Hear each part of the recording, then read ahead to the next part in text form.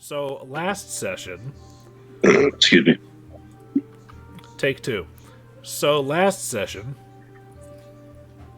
You guys had quite a busy day, because as soon as you finished finalizing the official hiring of Forvian Crow and his mercenary group as a team for the Silver Ravens, and Rexus let you know the small amount of the encoded documents that that you guys had recovered from beneath the livery, the wasp nest was invaded by a couple of reef claws that you guys had to step in and deal with, and you did with resounding success, with only a couple of scratches on Sugtok, on Tib'resh to show for it. After that happened, there was a cave-in, which cost the lives of one of Crow's men, and you were able to successfully identify the fact that it had been done on purpose, because you found the tools that had been used nearby.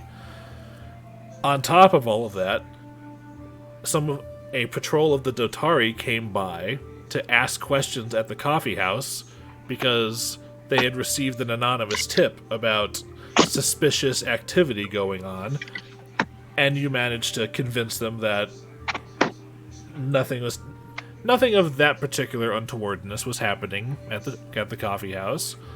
You continued your explorations of the sewers beneath the city in an effort to try to map them out.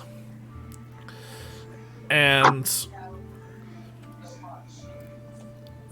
you started to follow up on rumors again, and Sugtok followed up on the rumor that you had heard of from multiple places that the tavern Clenchjaws over next to Bleakbridge has grown a lot more rowdy and politically charged in the last couple of weeks, to the point where it's starting to become a problem, and they're just people are concerned about whether the Dotari are going to try to shut it down and deal a blow of morale to the city. So you went there to investigate, and Sugtok managed to get hired on for a gold piece a day as a pseudo-bouncer for the tavern, and he has spent the night so far watching to see anything going on, and has stopped a couple of things from happening, like a beer stein moving on its own, and managing to keep the rowdiness of the tavern kept to a more manageable pitch by, playing music and keeping it boisterous, but not dangerously so. And Sugtok was in the middle of a debate with a thinly veiled Hamilton character that I just couldn't... Yeah, that was my favorite part of rewatching. I was in the shower and the Hamilton bit started happening, and I was like, this is good. This is wholesome. And I was finally able to get them out of my system because, it happens. And while he was arguing with Adam Sandler Hamilton, he noticed the shadow of a creature being caught by the moonlight because Luke rolled a fucking 1 on the thing's stealth check.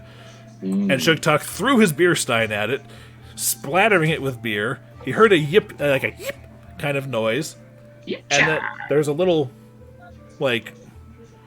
ghostly-ish looking form of just beer running down the body of a small four-legged creature as it was bolting in the direction of the tavern door. Sugtok gave chase, and that is where we are picking up. Luke, is that old-ass shirt of the Xbox Death Star with, all the different... Yeah, dude, Yeah. Look at that shit, man. That's yeah. Sorry. Alright, so... Sugtok is chasing creature. Exactly. How far away from the creature am I? Am I close enough that I can just run? I want to run and try to grab this thing out of the air. It's not in the air, it's jumped down to the floor. Even though you saw that it had wings, it appears to be running along the floor. I want to try to stomp on one of its wings. I need you to make an attack roll. So, D20 and strength. D20 strength. And your base attack bonus. Yeah. An excuse to use Sugtok's theme song. So 1, so 5. Tell your happy to women to not be so happy. 15. 15? Unless There's words in this song? Yeah. Hold on a second. Let me find the. I was too busy focusing on my recap that I forgot to pull up the stats for this thing. Hold on. You said 15 to hit. Yep. Okay. You see the shape still kind of dripping with ale and whatnot, and you lunge for it, and you kind of try to catch it, but you catch air. Nothing happens. And you can see like wet prints running along the floor as it reaches the frame of the door leading outside. Those some wet ass prints. That's not what I wanted. I'm gonna try to chase the thing. I'm just gonna follow it and try to grab onto it. All right, you chase it out the door because by the time you get there, it has very obviously left the door because you can see the drippy bits of ale going onto the cobblestones of the street. Which, by the way, it's about 8 o'clock at night at this point, so the sun has gone down, or at the very least has just passed below the horizon. So there's still some orange in the sky, but it's dark enough that you're looking around. Make me a perception check. Ooh, come on, dude. That's 4. 17. As you look around, you can't see anything, but you do hear something like sounds like "oh dear, oh my" coming from your left. Coming from my left? Yeah. Like the kind of "oh dear, oh my" from like something just bumped into me on the road. Oh dear, oh my. I'm gonna run full speed in the direction of the oh dear oh my. Okay. And go and whistle 4 times like that and shoot up some dancing lights in the direction. Just so I got 4 little floating globes of light. Okay. You do this, and as you finger gun them out, they start to float in the direction that you're going. So you now have light, and you reach the corner of. Hold on a second. Let me just move the arrow a little bit to show you kind of what I'm talking about here. As you're doing that, I want to note that I'm going to go and flip my fingers like that and make them spin around me like a character selector in an RPG. Okay. All right. So you get a couple buildings down as you see like people kind of like looking around or brushing off their pants or skirts from like the knees down. You now have lights out, so you can make me another perception check. 19. As you look around, you still see nothing. Even in the lights, you don't see any shapes against the wall like what initially set this whole thing off. And as you look around for the next couple of seconds, just say, "Where did it go?" You hear something. It sounds like this. "Please don't hurt me."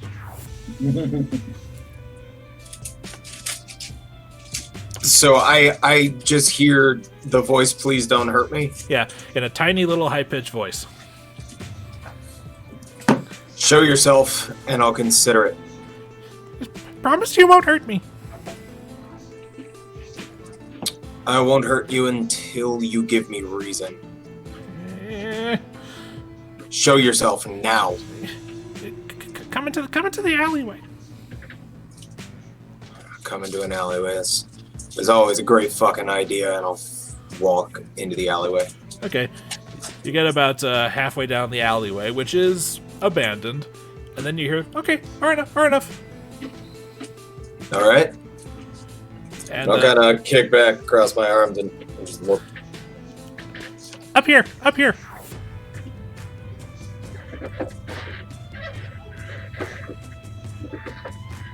All right. So you look up.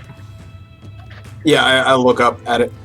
There's a tiny little draconic head sticking out over the edge from the roof. This little blue thing. Hold on a second, there's a description in here somewhere. Okay, here we go. Yes. A pair of brightly colored butterfly wings sprouts from the back of this miniature dragon, about the size of a house cat. This little blue thing with the little horns, he just kind of looks down at you, these great big, like lizard-like eyes, and says, "Promise you won't hurt me." I absolutely will not hurt you. I promise. Okay. What's your name, bud? Oh, I'm Fendelfek.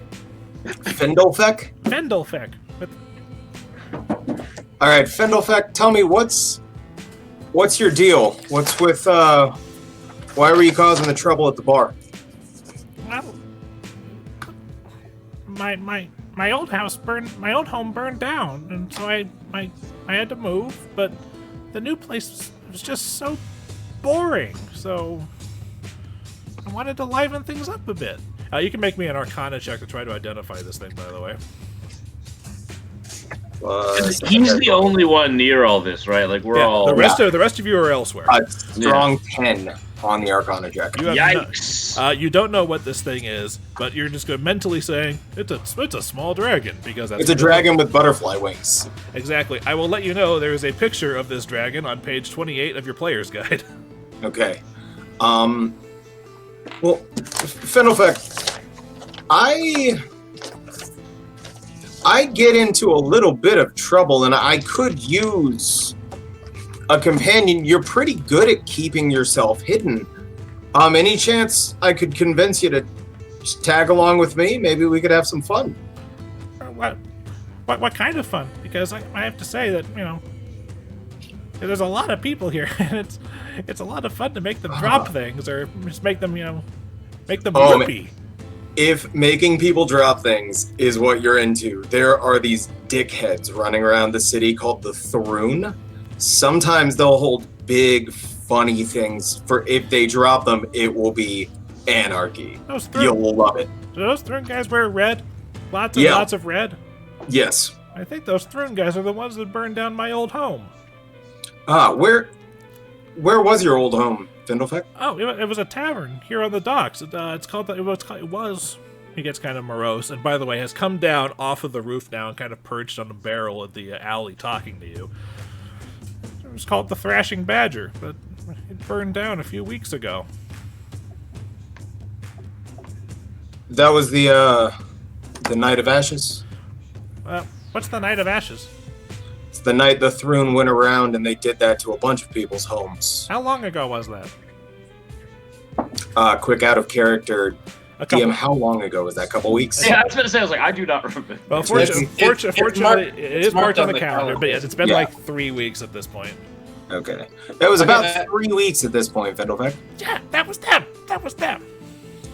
Well, how would you like to take the fight back to them a little bit with me and my friends? I'm not much of a fighter. You're good at going unnoticed. You almost eluded me. I can go invisible. It's fun. And you can create unhappiness among the ranks with people. You seem to be causing a bit of a problem in the bar, if I remember right. It's fun. It's fun causing punch-ups between drunk people. Well, I promise you, if you come with me, you're going to have twice as much fun as you ever could in that boring bar. If I come with you, can I keep my stash? Can I keep my hoard? What all is in your hoard? Oh, I've got a couple bracelets, some shiny coins, a couple of bottles of expensive liquor. You can certainly keep your stash, and if you come with me, I'll split my portion of the loot with you. He yips up and down like a chihuahua on the barrel. Goes, yay! I like this guy, even though I haven't met him yet. Fendelfek, you come with me. You're gonna be my new bro. You can ride around on my shoulder anytime. Wait, how big is this guy? It's about the size of a house cat. Oh shit! All right. Like a dragon the size of a house cat with butterfly wings. Yeah, like I said, Dillon. If you've got your player's guide anywhere, on page 28, there's an actual picture of Fendelfek. I'm just gonna look it up on my motherfucking phone, baby. All right, you do that, and we can keep going on. Yeah, keep going. I want to see what this goes like. Okay. How do you spell that? I'm sorry. Is it L-E or E-L? V-E-N Wow. all right. Delfek. Vendelfek? Correct. Vendelfek. Yep. Vendelfek Pathfinder. Vendelfek is his name. Yeah, I know. I'm trying to. Wow, there's literally not a picture on Google. I have to go to the document. I'll find it later. Okay. Oh, I found it. But Vendelfek, why were you? It's so cute. Was it just for fun to mess with the drunks in that bar? Yeah. The guy who runs the place, he's such a fogey. Cuts down on all the fun, so I kept, I kept putting him to sleep every night so I could have some fun without getting, without people getting hurt. It's fair, but if you come with me, things at the bar should go back to normal, and then you'll have more fun and get more loot. This sounds good? Yeah, I'm wondering. If you wait here, can I go get my stash and you can help me carry? Where are we going? Where is your stash? Oh, it's in the rafters. Of the bar? Yeah, no one can reach up there. How many people can you put to sleep at once? You can theoretically cast the sleep spell up to 6 times a day. What? Who? All right. Dude? Let's what time is it at this point, Luke? Like I said, just a little bit after 8. So what time is curfew? 9. All right, cool. All right, Vendelfek, I need you to just stay unseen. I'm going to clear out the bar so you can get your stash, and then we'll get out of here. If you Sound want, good? if you want, I could just hand it to you. I can just go to one of the windows and just hand it to you out into the alleyway. I'm curious to see you do it, but let's make it happen. So I'm gonna head back to the bar with Vendelfek. Okay. Vendelfek, again, as you're walking, he goes invisible again. You can't see him. By the way, he's no longer covered in beer, but he did smell like it. Can I prestidigitation the smell away? Can I? And you? Yeah, So sure. I got beer smell? Yeah, I want to sure. make him smell like nothing. Just totally neutral. Okay, cool. He's like, you can do tricks like me. Absolutely, bud. We're gonna be good friends. Cool. All right, and back to the bar. Vendelfek, go ahead and get your stuff. I'll wait under this window, and I'll just find the closest window at the bar. Okay, hold on. And he goes up, and you take a minute or so before you can suddenly see what appears to be like a bottle of port just kind of floating through the sky. And he says, "Come down. I'm gonna reach up for it. Hold it. Hold, please. There's 2 more." He goes up, and then there's what appears to be like the medieval equivalent of a bottle of Blue Label. Okay. Yeah. So like a clean bottle of something? yeah, a clean bottle of stuff. Like, and also like the label is a little waterlogged, and you get the feeling that he probably pulled this out of the wreckage of the old tavern after it sank through the docks. Okay. Okie dokie. And then there's a solid bottle of, it identifies itself as fire wine. Oh, that's that shit you made. All right. I made a type of fire wine, but yes. Yeah. Oh, sorry. But yes. That, he says, now the rest of it I can carry myself. I just might be jingly. Hold on. After another couple of minutes while you're standing there with 3 bottles of booze. I want to be holding 2 of them in one hand and 1 in the other. Just All right. The pinky thumb, full Yeah. bottle. Yeah, the port is the biggest bottle so far, so it's probably got the one-handing. He comes out, and you do hear the slight clink and everything, and then Vendelfek dispels the illusion on himself, and you can see that he's got a couple of what on a regular person would be like gold rings, but he's wearing them like little armbands at the moment. Because he's so small and cute! Oh my god. Okay. His tail has what it looks like a choker made out of silver strung around it. He has like a bangle kind of hanging off of both of his horns, and what looks like a fancy gold with ruby necklace, kind of double and triple wrapped around his neck so it doesn't hang down really low. He says, "This should be fine. I'll follow you." Sounds good, Big Pimpin'. Let's head back to mine because my place isn't far from the bar, right? Your place is just across Bleak Bridge. So how long will it take me to? Oh no, I gotta. All right, so I'm gonna walk back into the bar and say, "All right, well, curfew's coming. Everybody, get the fuck out." It's like, yeah, we'll get out when we're ready to get out. I'm gonna walk over to the guy that said that, grab him by the back of the neck, Yeah. slam his face down on the table one time, and say, "You don't make the fucking rules. I'm going to throw him out the front door. Yes, Mom. Now!" Okay. Okay. So what? So basically, like Indiana Jones, no ticket.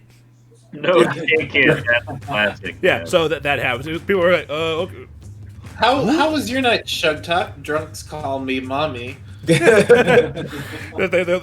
pound the rest of their things. Like, okay, let's it's time to okay, and they just kind of brush past you on the way out, and you just kind of at them as they leave. I assume. All right, so the place is cleared out for the night.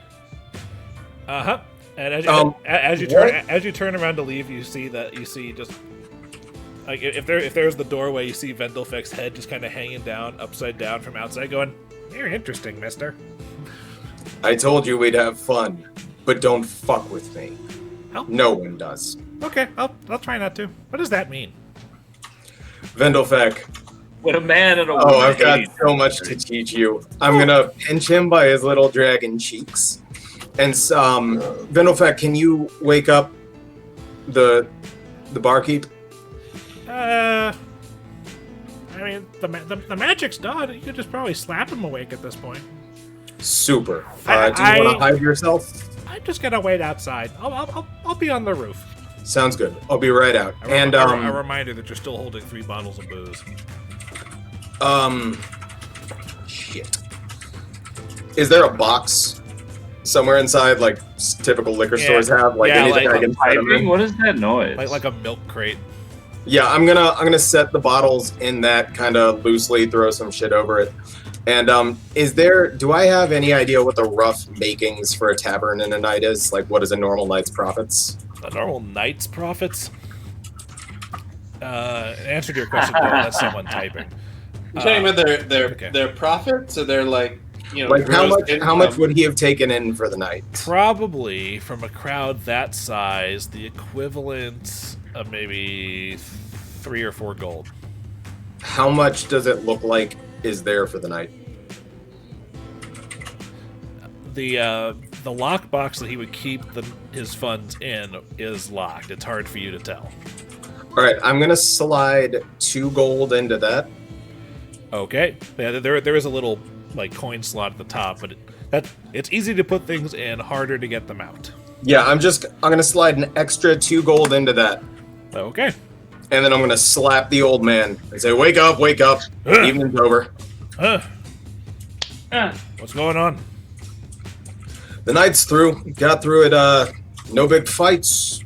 No political talk. Honestly, I think you just need somebody with a bit of presence around here to keep the ruckus down. All right, cool. I'll see if I can't. Are you offering yourself, or you telling me to look somewhere else? Because I assumed you said this was a temporary thing. I've got other things that I need to do. Look for a good bouncer. He should help you take care of the riffraff around here. Don't worry, I'm sure one of these dockhands will be happy to stand around and make money instead of having to schlep crates all day. Try to fly under the radar of the throne. And I do what I can. How'd we do tonight? Well, let me take a... Takes up the key. Opens up. He spends a couple of minutes counting and checking his ledger. Goes, Had a really good night. You must have been some extra tips in there for you playing so well. So you know what?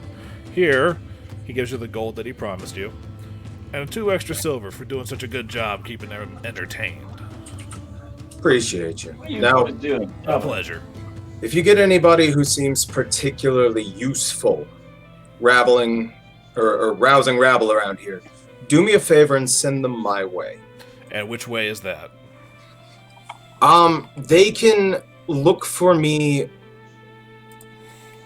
near it's the coffee house. I forget its fucking name. The Long Roads Coffee House, which, by the way, between sessions, I went and labeled more points of interest. Yeah, in this. I was trying to I get noticed that, by the way. Thank you. You're welcome.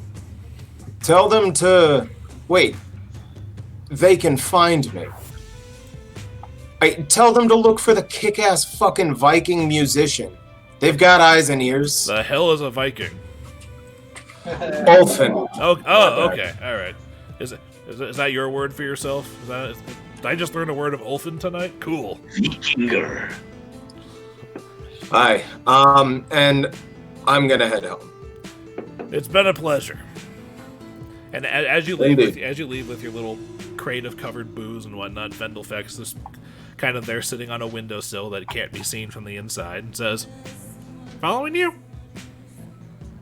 All right, and I'm gonna head back to my house to post up for the night and give Vendelfeck a place to set up a minor horde zone in my house. Okay, cool. He basically finds, if you've got anything like round or anything, basically he's gonna make himself like a little cat nest. But I should still have those buttons. Oh, okay, you made them into a choker. Yes. Do I see him picking up little circular things? It's not a matter of like little circular things. It's just he likes the shinies, and he's basically when he's making his nest or whatnot, he's taking the bottles of booze and basically treating them like a headboard, and is making a nest out of like the little like shiny goodies that he's got. Yes. As I see him doing this, I'm gonna reach up and just break the string holding my buttons and offer them down to him and say, Vendelfeck, I got these in a battle a while back. Do they suit your fancy? He's like, he takes a look at him and goes, yeah. Oh, cool. All yours, new friend. And I'm going to hand them down to him. And again, he does a happy little circuit around the room, like flying around right quick. Hell yes. Okay. So before the night ends, let me tell you what that gets you. A fucking dragon with butterfly wings as my new best friend. Yeah, and also... I can't wait to be... I'm going to... As soon as you walk in, I'm going to roll a knowledge check and be like, is that a... And if I do well, like, yeah! Like, I'm so excited. And the extra benefit are being added to the rebellion parts downstairs because Vendelfeck is a unique ally. Hell yeah. I knew it! I fucking knew it. The fact that he started talking, I was like, oh my god, we can get an invisible dragon thief. I was Well, like... So here's the thing, just quick, out of character, Desna, my goddess, her symbol is like butterflies, especially like violet wings, butterflies are the big Desna thing. His wings are more of like the Monarchy? orangey yellow kind of persuasion. Okay. Hell Again, yeah. If you guys can't find the picture, here's just a basic view of what he looks like, or at least what his species looks like. What? Hell yes. Man. Him and Tim are gonna be friends, man. Oh yeah. My hawk and that dragon are gonna fucking chill. Actually, the fun thing is, his particular species qualifies for if you take the improved familiar feat, he could become your familiar instead of Tim. Exactly. That's the thing. What? Do you have to have the familiar feat to be able to get him? Yeah, Can I not have him chill with me? Yeah, I mean, as a character, yeah, but like being a familiar is a mechanical thing. Ah. So we could have him as a character in the party because he's sentient. Excuse me. Well, it's also a matter of what he is, and as a sentient creature, he has preferences. But let me tell you what he lets you guys, as far as rebellion does. As long as Vendelfeck remains an ally, you guys can take the spread disinformation action even if you don't have a team that would normally allow that. And if you get your hands on a team that allows that action, Vendelfeck instead will provide a +4 bonus to the checks that it makes. Ooh. Alright, what is... I forget What's that action do? Spread disinformation is an action you can use to reduce your notoriety score. Okay. Okay, just for future reference, you said I had to take what skill to... Improved familiar. Improved familiar as a feat, but you can't even qualify for that feat until 7th level. Ah, okay. Well, we'll just keep him alive until then. Yeah. Let me put it this way. He's my new best friend. He's a CR2 creature. He's a fair fight for all 4 of you guys. What? Okay, cool. It's just because I was fully intending to try to bring this guy around just as like a cat on my shoulders, not using him for battle. Absolutely. As a matter, you don't know this, but basically when you guys make small talk, he doesn't like fighting. Okay. Then I could use him for everything else, and we could be like the coolest fucking bard, wizard, dragon love triangle of all time. Or the only. You know, I'm not a hard. That makes it the coolest if it's the only one. If it is the only one, definitely happened. By definition, yes. Okay. But anyway, yes, that's how the rest of that evening goes. Unless anybody else has anything to do after curfew, we're gonna move on to the next. Shit. What was the last thing I was tied up doing? Do you remember? Originally, you went to help Sugtok scout out the place, and then you just got tired, bored, or something. And you know what? I went to pray. I went to pray for my parents. Is what I did. I went back to my house to pray for my parents. Okay. So, oh wait, it's not the next day yet. My bad. Oh, it is now, unless you specifically want to do something. Oh, I'm not going to do anything until tomorrow. I have to go and find a specific spell scroll in town. Okay. Well, it's tomorrow. What is Okay, I go to find the Jolt cantrip. Okay, okay. There's a couple of places you can go to find spell scrolls. You specifically know, because you've been there, that Chrysales find tomes in the Jarvis End district. Yeah, that's actually the place I was thinking of. Okay. Oh, I didn't mean to cut you off. I'm sorry. It's okay. Yeah, but if you make your way down there and whatnot, Chrysales opens the place at around 9 in the morning. Okay. I start walking there around 8 because it'll take me like an hour plus to get there. Okay. It's going to cost you 3 copper to cross the bridge. Oh, shit, I don't have my pencil. Oh, I do have my pencil! Ha ha ha! Alright, 3 copper. Okay, so I cross the bridge. Okay. And you make your way over to the store. I do indeed. You open the door, and the smell of musty books and tomes kind of wafts through you. And I go, "Yo, Adrian!" And the girl behind the counter goes, "Hey, Flickie." Well, the girl behind the counter is Nandi Chrysali, who kind of is very, very librarian-esque, and kind of looks at you and goes, "Ah, Stivon Elfo. What do I owe to the pleasure this early in the morning?"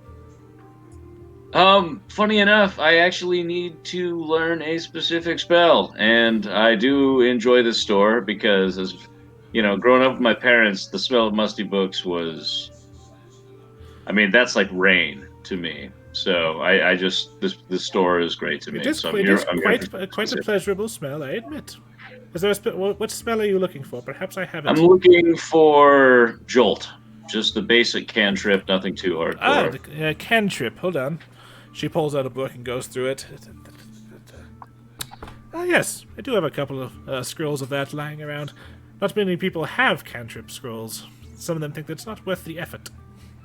Well, here I am needing it, so... Oh, well. She goes and pulls out a scroll or whatnot and kind of sets it on the counter and says, "It'll be 25 gold." 25 gold, sold to the beautiful woman with the spell book. I pay her 25 gold and I leave 2 extra because I like this Did Flickie just admit store. he was a woman? What? Did Flickie just admit he was a woman?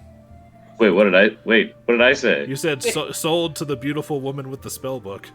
No, I was kidding. I was like, you sold this to me. Oh, god damn it. Okay, all right. You know what? Listen, we're accepting of all peoples here. I know, but it's a character thing that even I didn't know. Is a tale as old as time.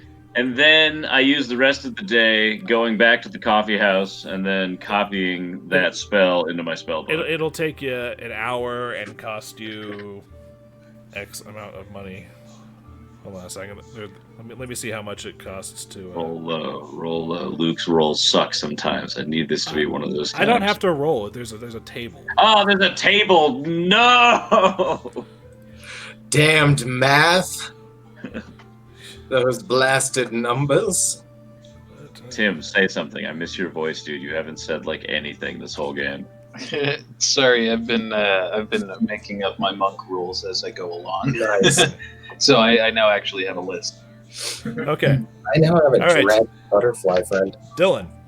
What's up? No matter what the spell source that you're copying, whether it be from another wizard's spell book or a spell scroll, you must first decipher the magical writings, which requires making a spellcraft check. Spellcraft, shit. How I get fucking plus 11 on that roll. So let's see what happens. Okay. Don't biff it. Ooh, Can you just, 29. You're able to successfully understand the magical writings of the Jolt cantrip. Tight. And then you're going to have to spend an hour studying the spell, and at the end of the hour, you must make another spellcraft check. I do that. All right? And it will cost you 5 gold pieces to get the necessary magically infused inks to scribe it into your spellbook. Okay, that's fine. But, That but drops make me that spellcraft check first. Spellcraft check plus 11, baby. Plus 11, baby. What is that? Oh, yikes. 24? Well, you needed 15 to succeed, so Oh, after an hour of study and 5 gold pieces worth of magical inks, you have successfully transcribed your first spell into your spellbook. nice. Jolt. Now I look up its... Oh, but it's a cantrip, so it's Here's the 1d6 thing. plus I imagine that you wake up, prepare your spells for the day, and then go out and do the stuff. I know I don't have it yet. I didn't know yes, it started today. so Tomorrow I will have you a can chart. start preparing. Shit. Yes, which, by the way, Jolt is the electric version of Ray of Frost. Fucking sweet. Oh, really? All right, so that's what Flickie does, and while he's You know, I've busy, got acid, magic, frost. Fucking sweet. This is fucking... I love this game. I'm sorry. Continue. it's okay. While Flickie is busy doing that, and he finishes up his entire process around 11 o'clock. What's everybody else doing this morning? Because this is also one of Icar's days where he's with you guys. I'll head to the coffee house. I'll be a little bit surprised not to hear or smell the normal morning poop that Flickie makes, which means he must be out doing something. You know, I'm really glad that you fucking remember how important we are to each other. You and Poop? No, I'm- all of us. You sick son of a bitch. Okay. The coffee but then house. I'll wait until people start coming back. Yeah, well, Until people arrange themselves in the coffee house. Icar, I guess he'll keep working on some paperwork that he brought with him. Because I was walking back to the coffee house. That's what I said, okay, right? yeah. Yes, and eventually Flickie will get back to the coffee house, and he spends his time there, like at a corner table, doing his stuff. No, I walk in and I see Icar and I go, Icar, my man! And I give him a little greeting, and then we lock eyes, and he knows that I have to go poop, and we just kind of give each other this nod. And You're not getting a nod from Icar. Icar kind of just shivers a little bit. but I give him a nod, A but I stern know look and like, he's up, and I go poop. I am at the bar, having had just a very long night of walking through the sewers, or a long day yesterday walking through the sewers. I'm just chilling, writing in my book right now. Wait, and is take a little bit of coffee. Sorry. Sugtok went back to his place, so he hasn't shown up yet. He's probably Yes, on Mom? his way, but I'm gonna wake up and look around the place for Vendelfek. he's sleeping. He's all curled. He's sleeping. He's curled up. I want. Do I have any food in my place? Absolutely. I would hope so. I want to fix just a little breakfast for Vendelfek before Oh, I like a leave. little Just- hamster yeah, meal? just scramble up some little bit of meat. Really, just like a meat scramble. Good luck, Luke. The rest of this game is us taking care of this baby Yeah, dragon. gave us a pet dragon that can eventually be used to turn invisible on SPN missions. So I'm gonna fix up a nice little meat scramble. I'm gonna prestidigitate it to taste as good as possible to what I think this dragon thing would want. And I'm gonna say, hey Vendel, it's time to get going. I'm gonna call I it made you some egg, breakfast. His eyes kind of flutter open. He's just like, and you hear him say something smells good, but now that there's actual decent lighting and whatnot, you see that his mouth isn't moving. And then you realize, holy shit, he's speaking inside my head. Oh my god, he's gonna make me speak. All right, so I'm gonna look at him and think. Are you in my head? What are you looking at me like that for? And that you hear it in your head again. Awesome. Dude. You want to eat some breakfast, buddy? Yeah, And I'm sure. just thinking this. Yeah, sure. All you eat up, and then I want to take you back to the home base. I want you to meet my friends. Oh, We'll get cool, into more some- friends. Nice. Yeah, we'll have some fun today. Also, I want to try this thing. So I play music to get money. You can turn invisible. There any chance you could increase the profits for our day worth of busking? And you can take any, fun finds? He just got How's that sound? Well, Dude, you want to be in a band, bro? The idea is I'm trying to convince him to be pickpocketing people as I'm playing music. he's like, He's so nice, though. Let's give him a minute. He's a chaos boy. he's like, oh no, maybe, but All right, hey, just think it over. People might step on me. Oh, that's a good idea. No one's gonna step on you if I can do anything about it. But here, enjoy your breakfast and let's head to the hideout. It'll All be right, great. he scarfs it down. Like, tastes nice. Thank you. I tried. I want to note for the record, and I just want it to be clear to Sugtok, the dragon cannot hear your thoughts. It is just It can. speaking in your head. No, Luke was. It might not have been super clear, but he cannot hear you when you He think. can't hear me if I'm just thinking. Correct. Adam, okay, then Yeah. when I realize that, I'm gonna say all of this Yeah, shit to yeah, him. he can speak telepathically, but he cannot read minds. Okay, cool. And you realize that's what he spent the entirety of last night doing, so that his high-pitched, very easy to pick out voice wouldn't be overheard by people he didn't want to find him. Gotcha. All right. Okay. And then we head to the Longroads Coffee House. Because he could just hide, like, up under his cloak or some shit, right? Like, his You can jacket. turn invisible. Oh, fuck, yeah, that's right. Okay, my bad. Well, he can also just, fly high enough that everyone thinks he's just a fucking bird. It's like Tails from Sonic Adventure 2. I wanna fly high, I wanna fly higher. Such good songs in that game. Oh, yeah. And I'll Those say, guys, those guys are amazing. well, Vendelfek, if you want a comfortable place for the walk there, you can just post up on my shoulders and go invisible. Just get comfortable. I'll carry you there. Okay. Hold on. I better wait on that. My invisibility will only last for about 3 minutes at a time, and I can only do it 3 times a day. Do you wanna lay up on my shoulders and I can just put a cloak over you? You can poke your head out. Sure. Great. So I'm gonna put him up on my shoulders and put a cloak over him, so just his little face is poking out. So you do you do have the scaly body of a lizard up against your neck, which to you feels a little on the odd side because you've done this with animal furs and whatnot in the past, but this is a bit more. I mean, it's the more reptilian feel of it. It's like, oh, this is different. Okay. I love that he's like, I can only turn invisible for about 30 rounds of combat, just so you know. Am I? I can only Luke, cast am greater I, invisibility 3 times a day. Yeah, exactly. Am I passing any markets that would sell kind of basic furs on my walk to the hideout? Yeah, Bleakbridge is the biggest market in the entire city. All right, I just want to stop in somewhere that's got like a fur kind of coat lining, and get 2 of them.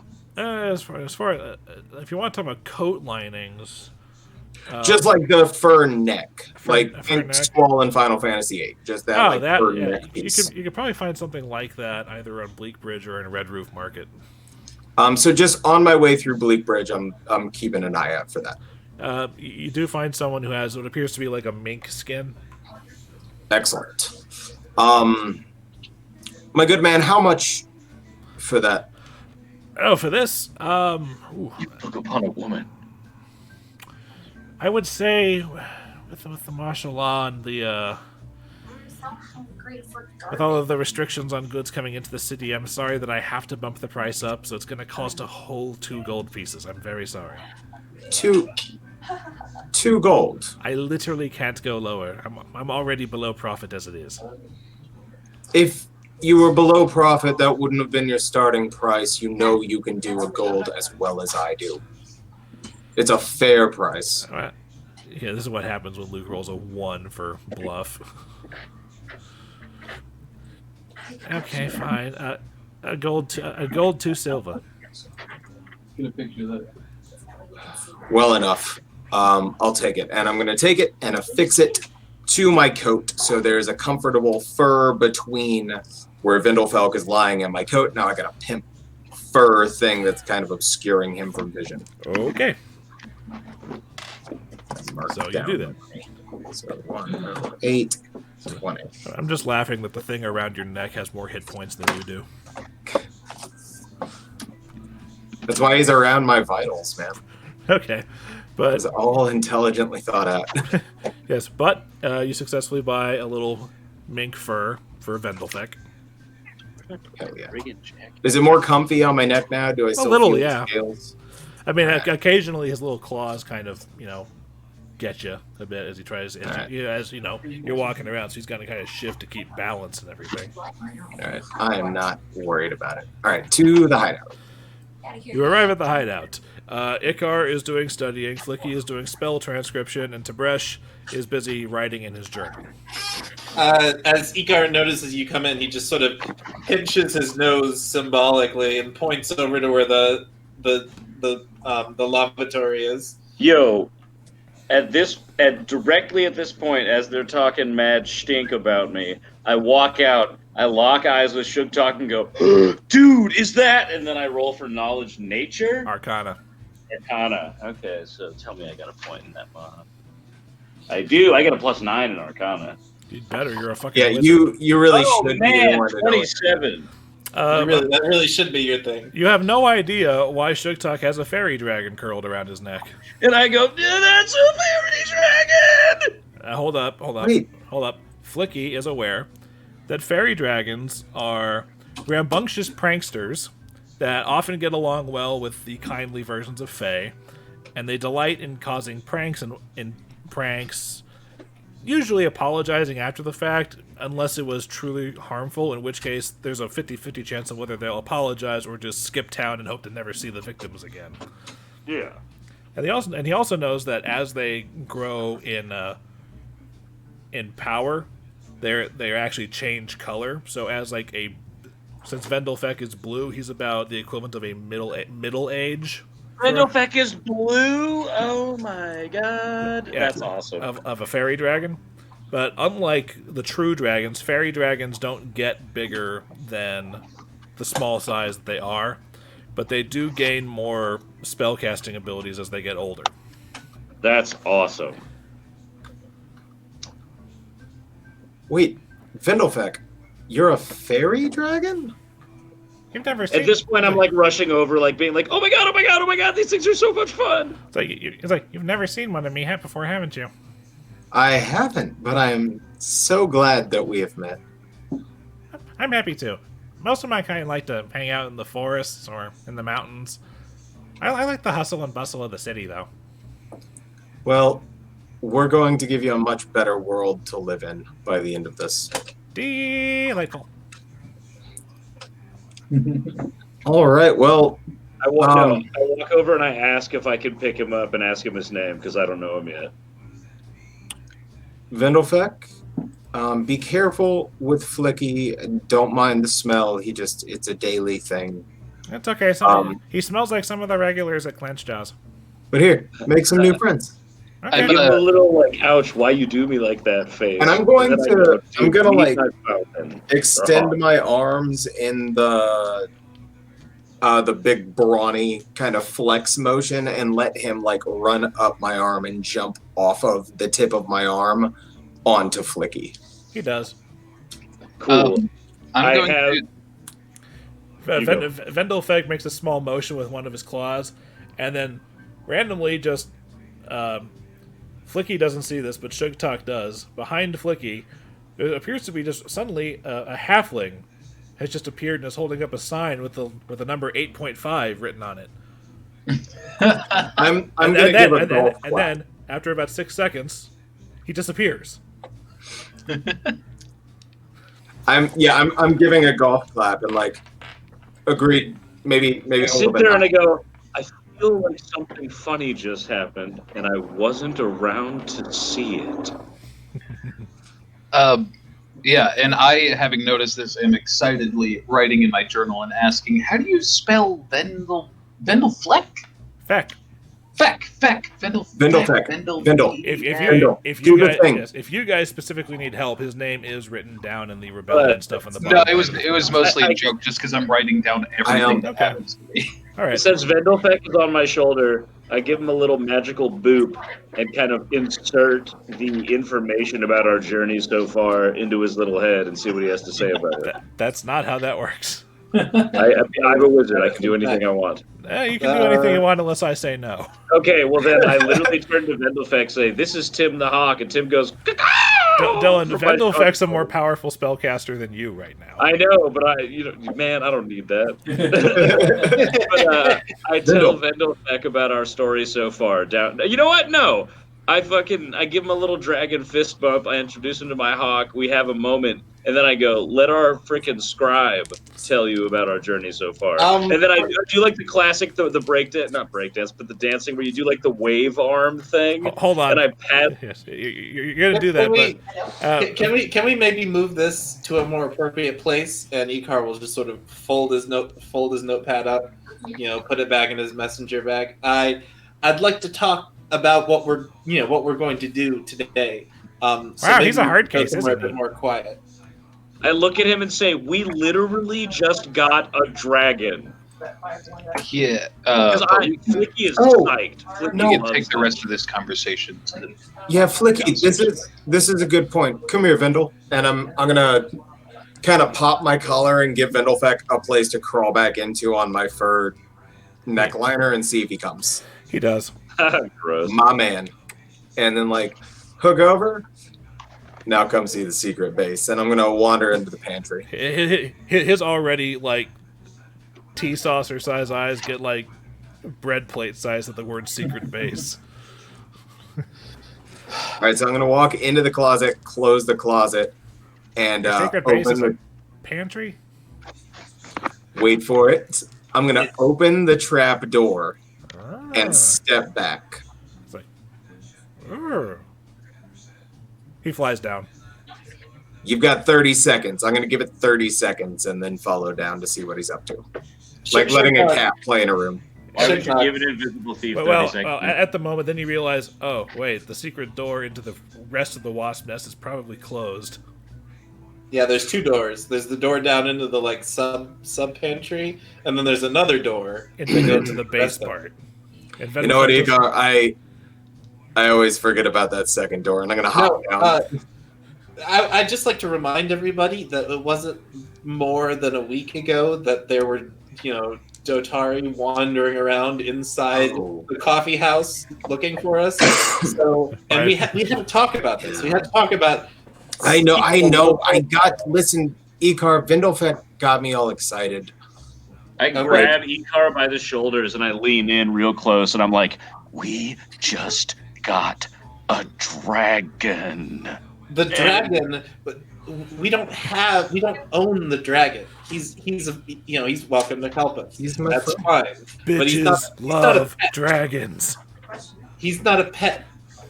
I'd like you all to maybe consider that whatever he's going to be doing is maybe not necessarily entirely subordinate to what we're going to be doing. The funny thing is, fair. No, well, I didn't know if we were going to run into a dragon or not. I think Vendelfeck is he's obsessed with dragons. Of the five of you, I think Vendelfeck's the second most intelligent. Second, motherfucker. All right. No, I didn't know when it would turn up, but one of my weird personality traits is that I'm fucking obsessed with dragons. Icar, we owe this dragon could be helpful to us, and he's done nothing. Absolutely, I agree. I'm just saying let's all try to temper our expectations. Like I said, we did just get almost, the Dotari were in the coffee house knocking stuff over, trying to figure out what was going on. Roger. Fair. Roger. Make me a fortitude save. What is that noise? Uh, it's Lorna. Sorry, what? you said fortitude? Yeah. That's not very good. I feel like this is some typical Vindel fuckery. It is, because in the middle of this thing, Vendelfeck suddenly appears in front of Roger's face, and then poops, like, it breathes a cloud of purple haze, pretty much, all over Roger's, all over Icar's face, and just goes like. As it happens, I've pulled a fiddle out and have gone. Bam, bam, bam, bam. I was just thinking that. Vendelfeck, he does a flyby, then perches on top of Tibresh's head wrap. And just kind of staring at Icar for a couple of seconds, and he goes like, "Oh man, it didn't work on him." We'll have other targets to try it on, buddy. All right. Okay. So can we talk about what we'd like to do today? Because I have a suggestion if no one else has anything that they'd really like to. I am straight up trying to grab this dragon and hold on to it while you're talking about this stuff. He flies just out of reach, and you're just chasing him around. It's one of those little background gags where the three of you are having. It's like in an anime where I'm the goofy dude. I'm just trying to swat at Flickie to get him to stop and get Vendelfeck back on my shoulders. You don't understand how much I love dragons. Oh, I do. So I'll take it. I'll take that as a no from those two. What about you, Tib'resh? Say your question again. I got distracted by the madness. Is there anything in particular that you have that you'd like us to do today as, the Silver Ravens? Not really, but we probably should find out, get to the bottom of this place getting inspected the other day. And some other weird stuff has happened. And I don't know if we've confirmed. We're all in the hideout now. Have we all bothered to go downstairs? You have all entered the wasp nest by this point. So what I was thinking is that we've heard about the Silver Star, the music store that was being run by what's her name? Shenson? Shenson, right? That burned down during the Night of Ashes, and no one's gone to actually inspect it. And I think it might be a good idea for us to go do that. It would also let us go to that part of the town. We haven't really been around Jarvis End. It's kind of the empty spot on our intel network.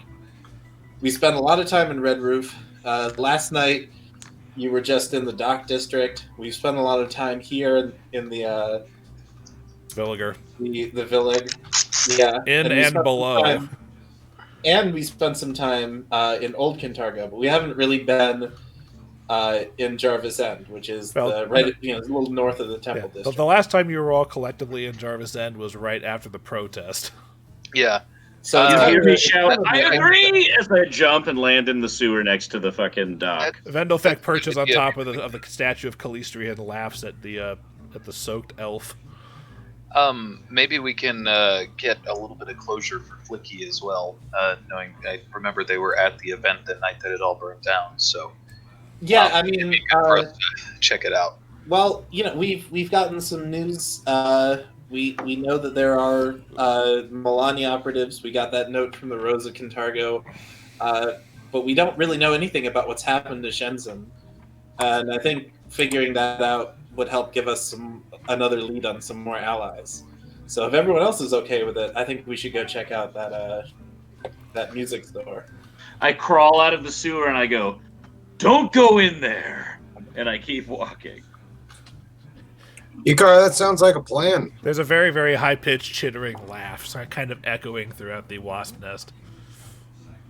All right. But yes, I agree. Then let's head out. Okay. So I prestidigitate as much moisture as you'll allow from my clothes. Go ahead and don't bring a whole lot, because if there's we're hoping to sort of recover whatever might be in the music store, so I'm hoping we can pick some stuff up.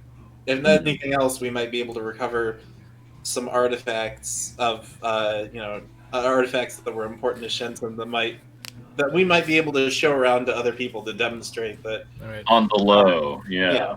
All right. I'm here for that. For a grand total, doing this, I forgot to mention to Sugtok that he needed to pay the toll to cross the bridge. So as he's going back across Bleak Bridge, Sugtok, yeah, so that, and everybody needs to pay the toll to go back across the bridge to You Southern have to Ontario. pay the troll toll. You got to pay the troll toll. Yeah, I heard it too, man. I don't think I said the word troll, but Yeah, I heard you say troll. Like it was very close. well, Oh my god. The troll. it's always sunny in Ontario. Like 2 seconds with Garrett going.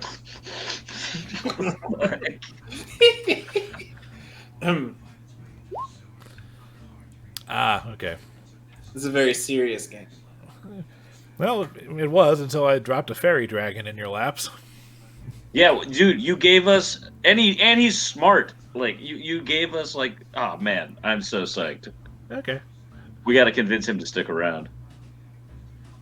Oh, another thing that you know with such a high roll, even though he's not a true dragon, which are like the metallic kind that get really big and are the stuff of legends, he too, as a dragon, basically requires a horde of some level of wealth to stave off night terrors.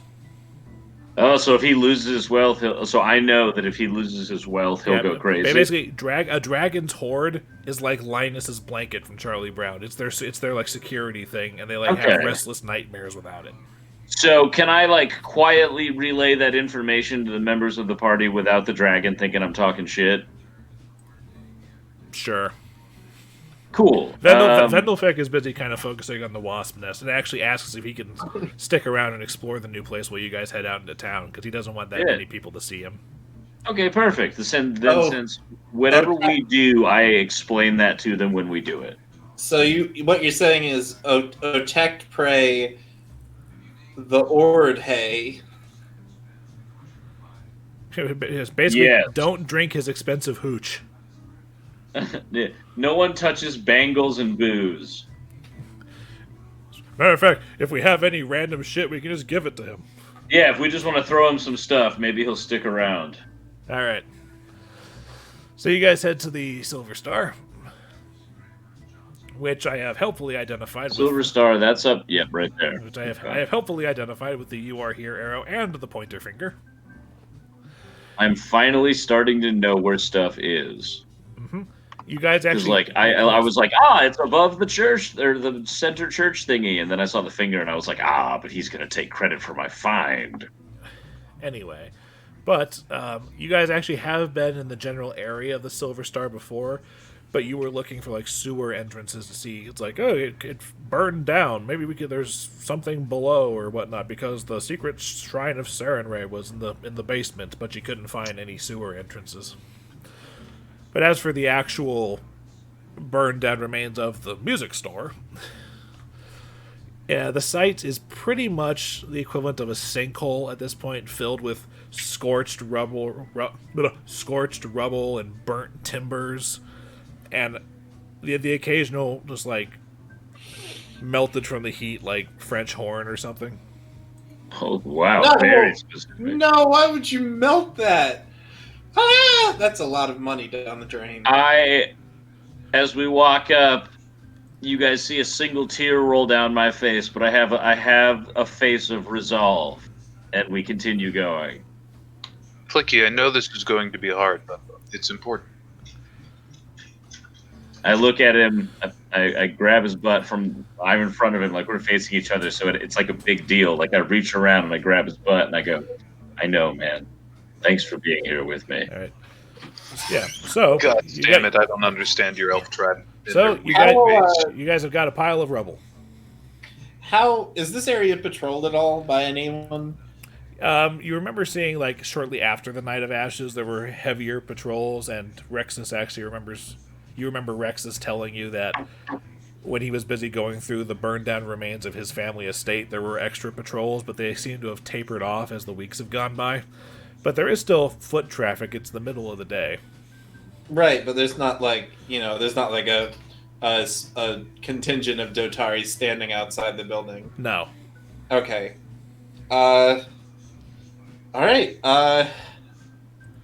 This is the part where we actually have to look through the broken building.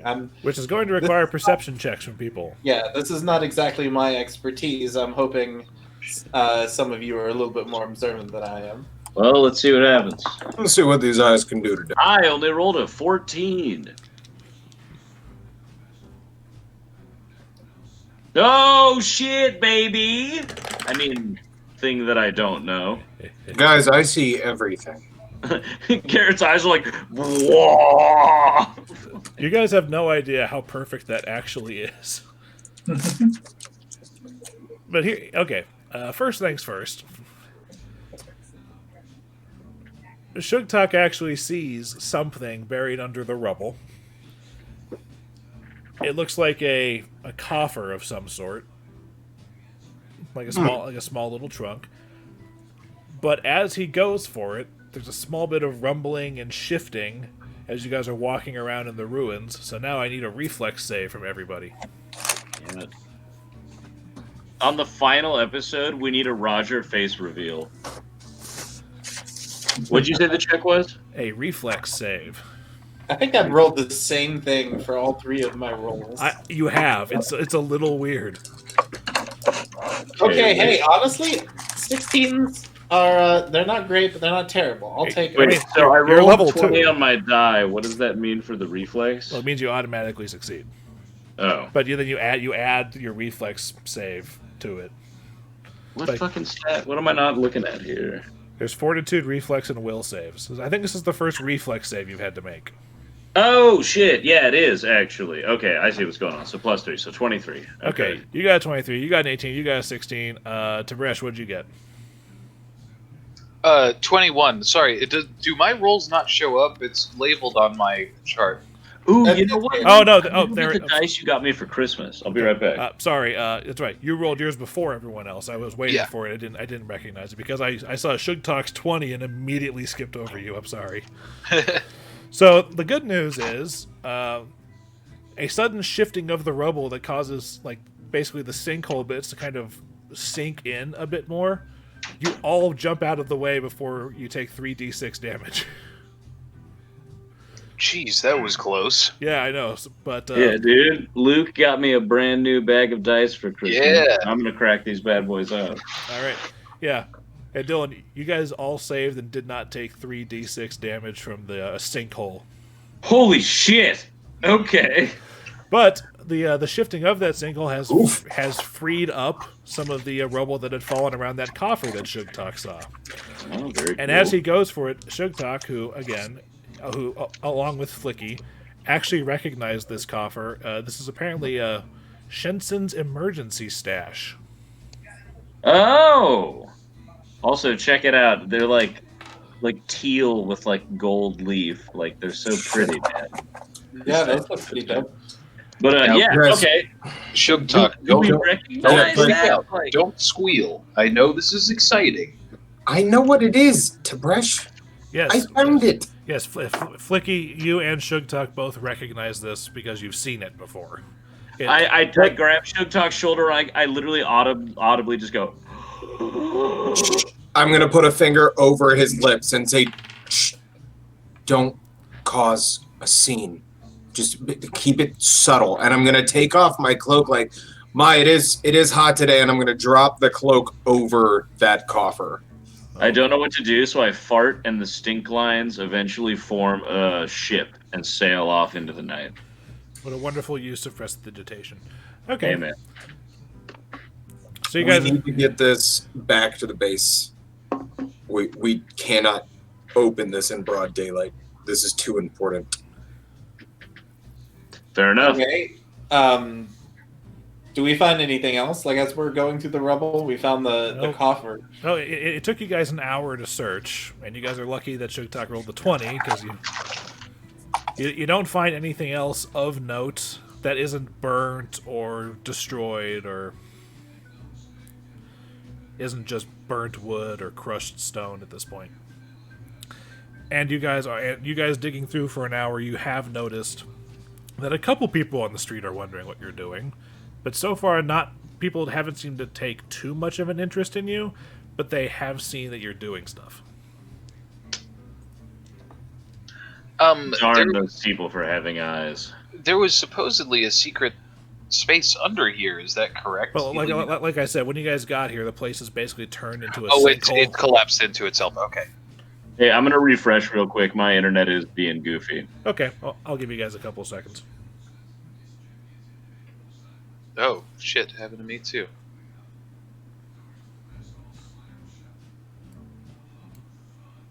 I think it's just one of the Roll20 real-time shards is going bonkers.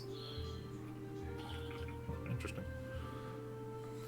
It happens more often than I'd like. Yeah. Oh, yeah, I got myself a little Roll20 server interruption, so I'm going to do it too. Okay, so that was fun. Is everybody else good? Yes. All right. So we were discussing heading back to the coffee. That's wrong. All right. Heading back to the coffee house to, crack open this coffer and everything, and then, internet decided to happen. So unless you guys are making any specific stops along the way, it costs you another 3 copper to cross the bridge. Hey, are we back at the coffee shop yet, or are we just now crossing the bridge? We're crossing the bridge. Yeah, well, I was saying, unless something happens on your way back to okay. the coffee house, the only thing of note is the toll. My bad. My cat's been How heavy is this coffer? Can it be carried by one person, or is it one of those luggage trunks where you need one person at either end to carry it? I vote Tib'resh carries it because he's friggin' huge. He is jacked. I'll take one. I'll grab one handle. Tib'resh, will you grab the other? It is and then we'll both handle it. How about I explain how big and heavy it is first? Yeah. Yes, that's what I was asking. I know. It's how big and heavy it is. It is smaller and lighter than the coffer that had all of those coded documents in it. Oh, okay. Okay. So then I'm just gonna have it under my arm. It is probably about the size of your standard briefcase, only if it was about 5 inches thick. All right. Okay, cool. So what do we do with that information? You guys return to the coffee house. There are some clientele there in the main area. I actually wanted to talk to what's her name? Laria? Yes. I wanted to talk to Laria and ask if I could get, obviously she knows what we're doing, but I was going to talk to her and ask if I could get a part-time gig, maybe cleaning and basic helping out around. If I'm not doing stuff, I'd love to help her. She says, "It's fine by me. I pay you. I pay the same wage I pay everyone else." And I asked her what that is. Daily, it would be probably about a silver. That's fine. Obviously she knows I can't work on a consistent schedule because I'm doing stuff, but she lets me agree to help out. How about this? This will be your part-time job. Perfect. And I give her a pat on the shoulder, and she sees the gleam in my beautiful elven eye, and she knows that I'm a good dude. She gets back to making scones. I tell her she's doing a great job, and I continue to follow the rest of the party. That's what I keep telling people. Does it look like anybody's going to take note of us if we slip into the back room right now? At this point, you guys are such regulars here that I think everybody just assumes that you're new hires. We just all hang out in the pantry, man. Chill out, dog. All right, y'all. Let's head down.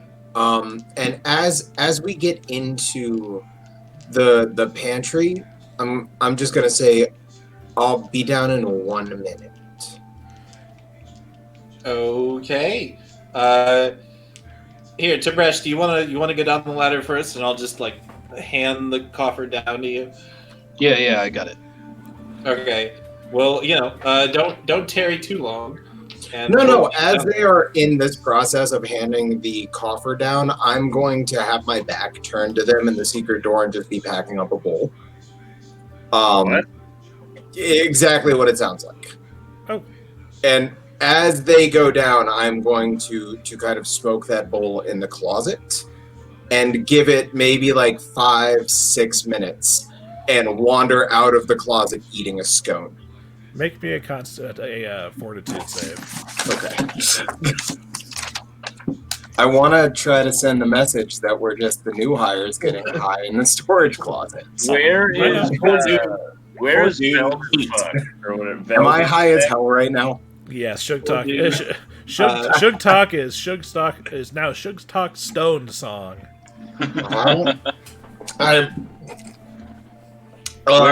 Ilaria, these are the tastiest scones I have ever goddamn eaten. You have to give me a few more. Sugar, what is that smell? Is if you don't know, you don't need to know. She kind of Cocks a shotgun 15 times. And I'm gonna put a finger over her lips and go. For the first No. time, you can see Laria's disapproving manager type stare. What have you done, you son of a bitch? Scones.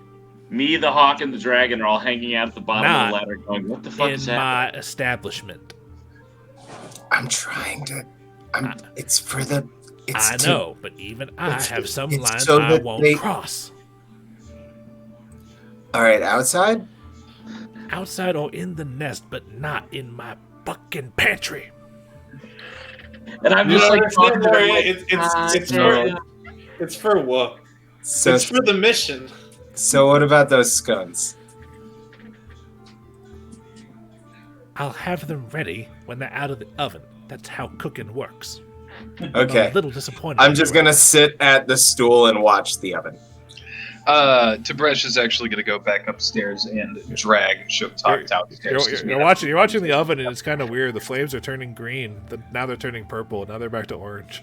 they're mood flames. All right, I'm just Shug. watching that and like, yoink. So I'm going to yank Shug by the collar downstairs and say, if my master saw you, she would flay you alive. And drag him downstairs. I try to swing Veldenfuck off my arm because me, him, and the hawk have been eavesdropping, and I don't want Sugtok to know that we know what's up. So he's like, what the hell are you doing? What? Stop it! And I'm like, we're cool, but leave. Flickie, make me a fortitude save. Fortitude save. All right, what is that? A +2. All right, I'm gonna use that brand new motherfucking D20. Today's word of the day is fortitude. Oh, nice. 18. Fendefet looks at you and goes, and a cloud of purple haze comes at you. All of a sudden, he goes, hey, "You're all really, usually this works better. I'm having an off day." I sense motive on that motherfucker. You are aware that a fairy dragon's breath weapon causes euphoria for a few seconds. I put my face closer and say, try again. He's like, give me a couple seconds. Okay. Hold on. Every man's got to have a recharge It's like- time. Yeah, exactly. It's like, hold on. I'm ready. Hold on. He blasts me with his fucking whatever the hell gas. You as can I'm walking. voluntarily fail the save, by the way. Yeah, no, absolutely. I snort like as he gas blasts as I'm walking up the stairs, and I put my arms in front of me because I know I'm about to pass out, and I fall forward. No, you're just euphoric for the next 18 seconds, which means that you're staggered, sickened, but immune to fear. Okay, well then for the next 18 seconds, I hold my arms up like a Gang Beasts character, and I go, woo! Do I see this go down? You come in at the tail. You come in right as Vendefek him in the face, And and then I have a hawk and a dragon on each and arm. then Flickie just goes insane for a few seconds. I'm just gonna look at Vendel and say, I've got somebody else for you to use that one on sometime, but He asked for it. I literally did! all right. Well, And then the euphoria fades. And I'm like, oh man, that was fun. But guys, what should we do about this? Well, let's check this coffer first. The This is good sort of news what we is went it's on. not locked. it's All right. this is Shinson's emergency. Is it? Okay, so it's not locked. It's not locked. Tib'resh, you want to go ahead and open it? Yeah, no problem. I'm gonna pop open this coffer. Everyone dies. No. Now that we're all done getting high, let's open this coffer. Dragon high, non-dragon high. Puff the magic dragon.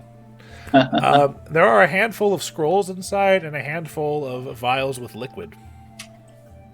Set until basically like little like velvet like holders, so they. Is Sugtok still stoned? Sugtok, since he actually smoked legit drugs, yes.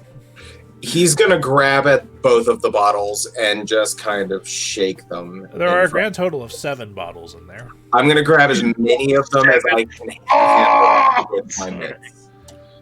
Okay. And just hold and look at them. Okay. Let's be careful. Don't hold those all in 2 hands. Ooh.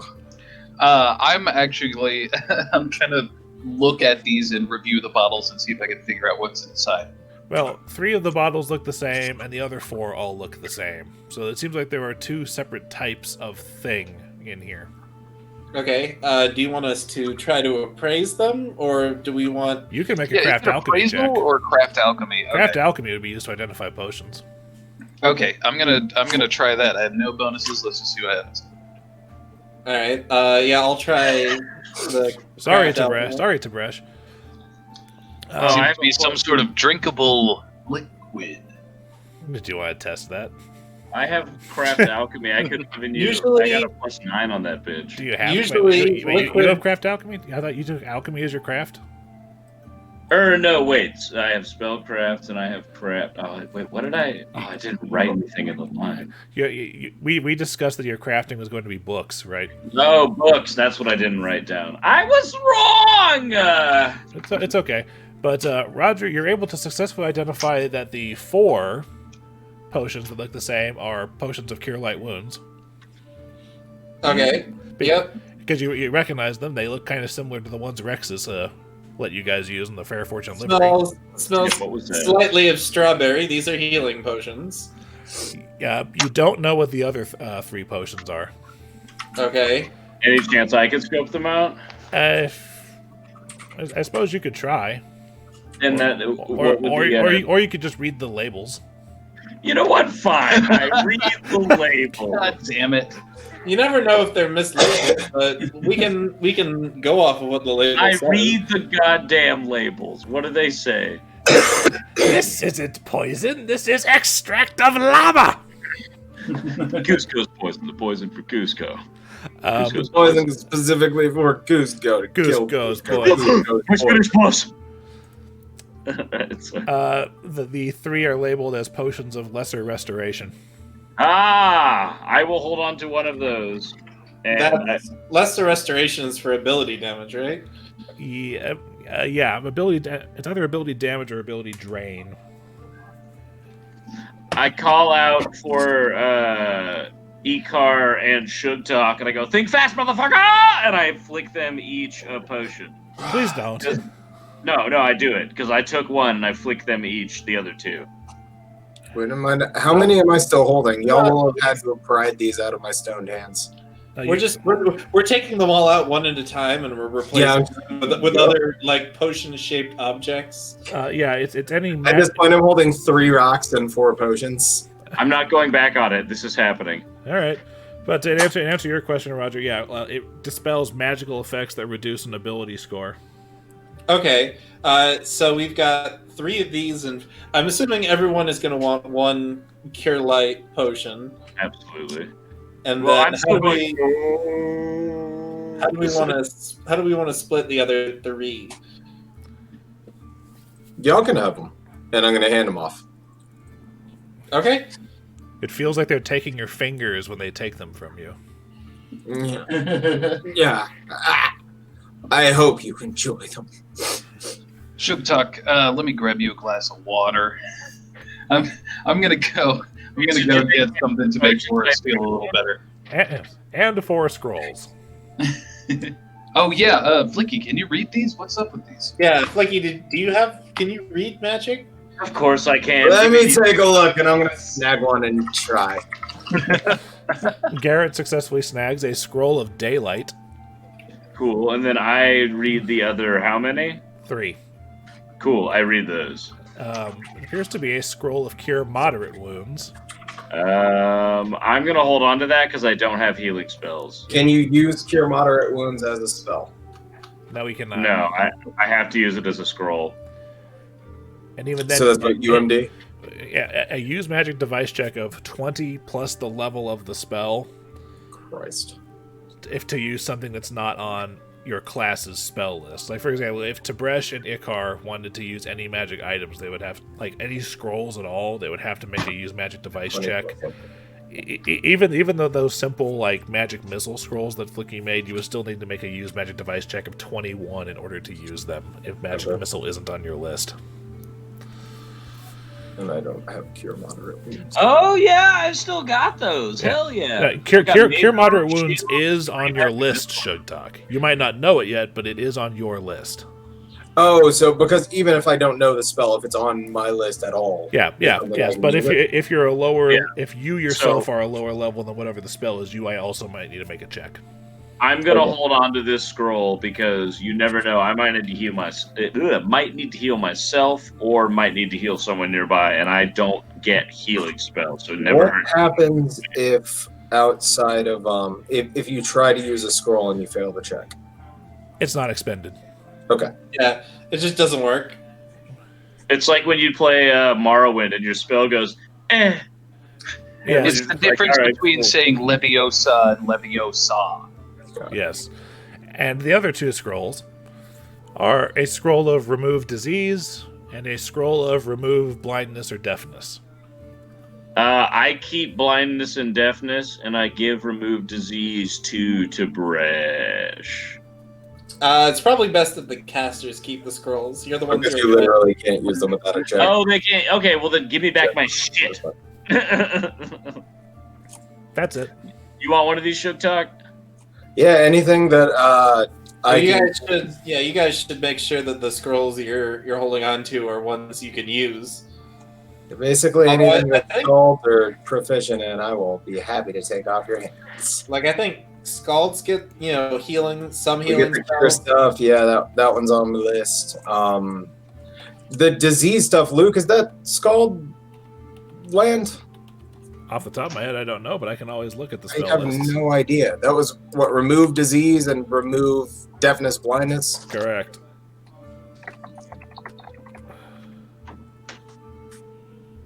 Remove disease is not a bard spell. So. Deafness, blindness sounds like it would be extremely detrimental to me, so that's why I'm holding on to that scroll of remove. It's not on your list either.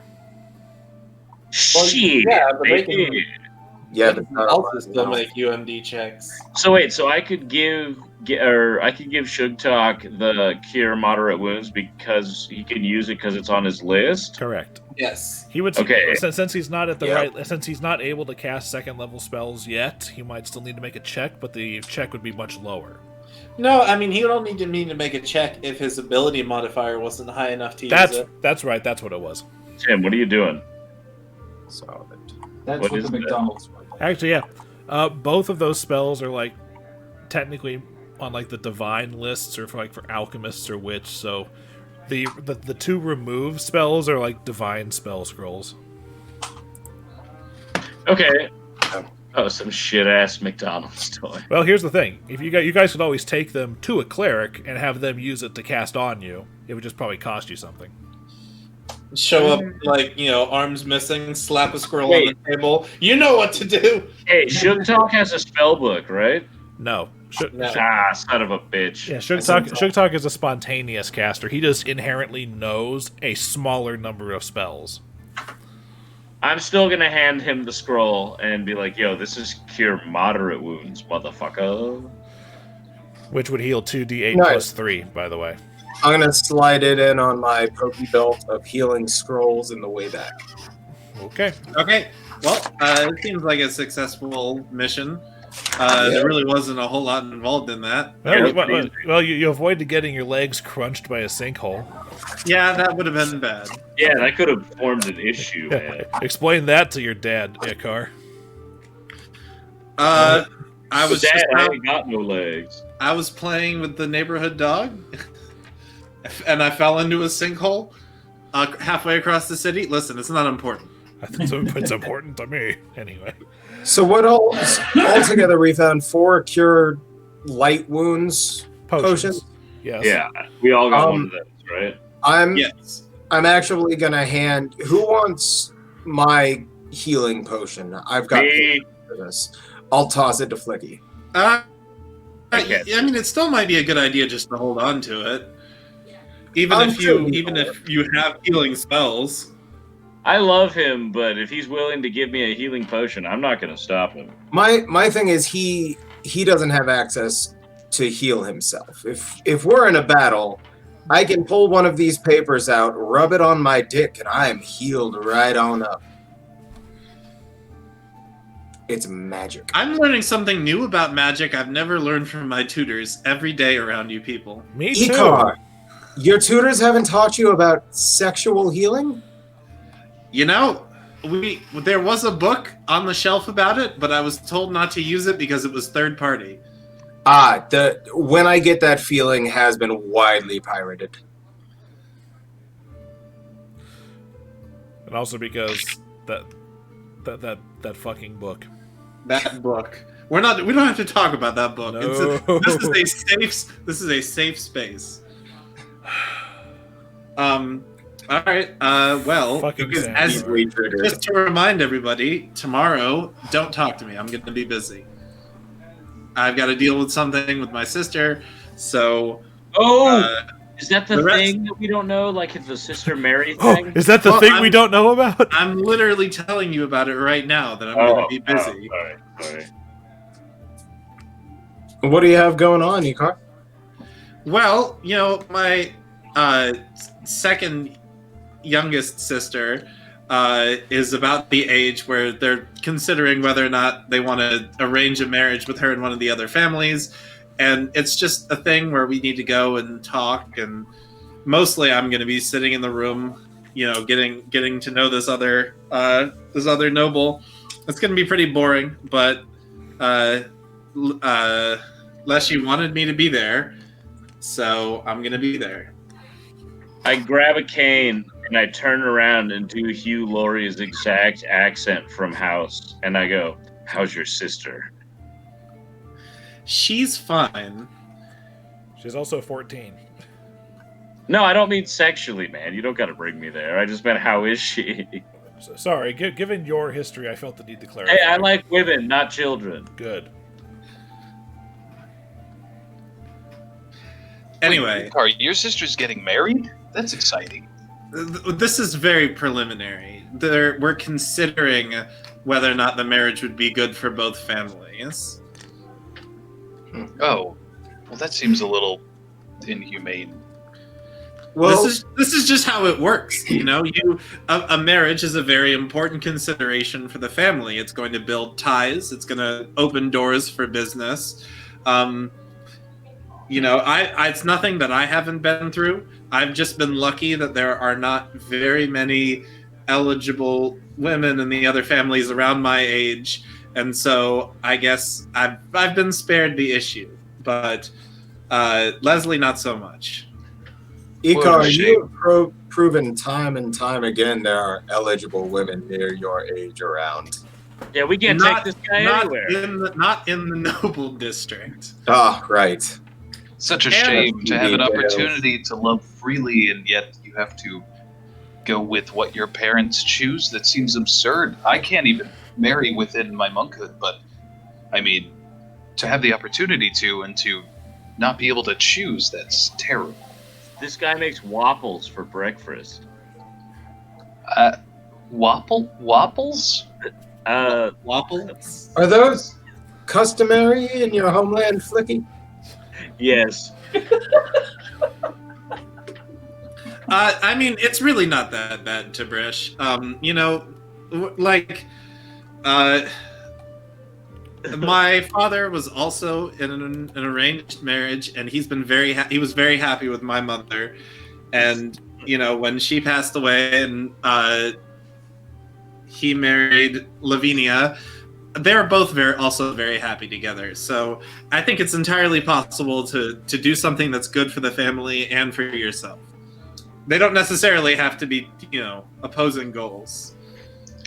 Fair enough. One can only hope she ends up happy with whoever she ends up with.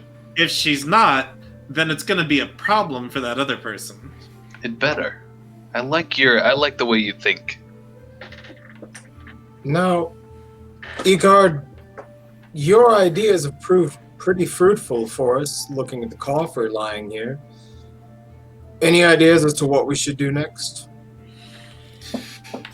Well, what other rumors are there out on the table? As far as I know, we haven't been faced with any more deaths in the Devil's Nursery. Oh wait, I got the situation with the tavern's under control. We haven't. I wrote "put on hold" for a reason. Okay. Yeah. The DM is going to pipe in and just remind you guys about something. Speaking of deaths, the guy who was crushed, the Crow's guy, by being crushed, has disabled Crow's team, so you won't be able to use him. The whole team? Yes. They're in mourning. Yes, what can we do to alleviate that? The way that works is to fix the disabled condition on a team. At the very beginning of the upkeep, before anything happens, you just pay the equivalent of your minimum treasury value to fix them. Minimum we go higher than dude. 20. God damn! Well, okay. If we're looking at in about 3 days, you're gonna have to spend 20 gold to fix the team. Why don't you guys spend the next 3 days making some money? I did have an idea for some fun I could have with Vindovek, so... I want to hang out with this dragon, so I immediately snoog up next to Sugtok, and I'm like, bro, my hawk, our dragon, let's make this happen. Not sex, but friendship. Tib'resh, just keep an eye on them, okay? If you guys don't mind, I'll take science, if nothing else. I'll take the next 2 days to do stuff that I need to do. I'll meet you all on Saturday again. Hopefully you'll have made some money by then. And we'll go from there. We will not disappoint you, Icar. I have the greatest show of all time. Please do not get arrested. No. You heard of Frisbee, correct? What if there was an ultimate version? Okay, first of all, what is a frisbee? Well, stone throwing disc. Like a discus? Hi. Yes. Icar, I don't currently have any skills. You got a +1 to that wedding, maybe? Or do you need? It's not a one thing. We're literally literally just going to the other guy's house, and I'm going to be sitting in a room being bored for a very long time. Tib'resh. You got a +1, maybe, or anything? I don't know. I'll just. DM correction. They're coming to your place. Yeah. Oh yeah. They're coming to our house. I'm not going to their house, which is honestly fine. I've been inside the Olorian mansion before. Ostentatious as all hell. It's extremely. I hope it's a little bit less tacky because of the edicts. It's maybe the one good thing out of them is that they have to fix their extremely gaudy house. But anyway. I don't know, Tib'resh. These two knuckleheads are probably going to need someone to keep them, from being counter robbed when they rob someone. But if you're interested, even right now the streets are not safe. You're a big dude. Maybe it wouldn't hurt to just spend some time around making sure that the Chelish Citizens Group aren't hurting people on their off time. 2 o'clock in the afternoon, by the way. Oh, it's 2 o'clock. Oh, shit. That's fair enough. Yep. Tenant number 4. If something happens and I need any of your help, I've got my raven and I'll let you know. But I really don't think it's going to go poorly. I don't fit in with nobles anyway, as it seems. You guys have the strangest traditions. Anyway, yes, I'll make sure these two knuckleheads don't mess anything up for us. We'll see you when you get back. I'll be back in the coffee house on Saturday. Please make some money. We could use it for all sorts of things. On it. Okay. Then Icar will head back home early for the day. All right.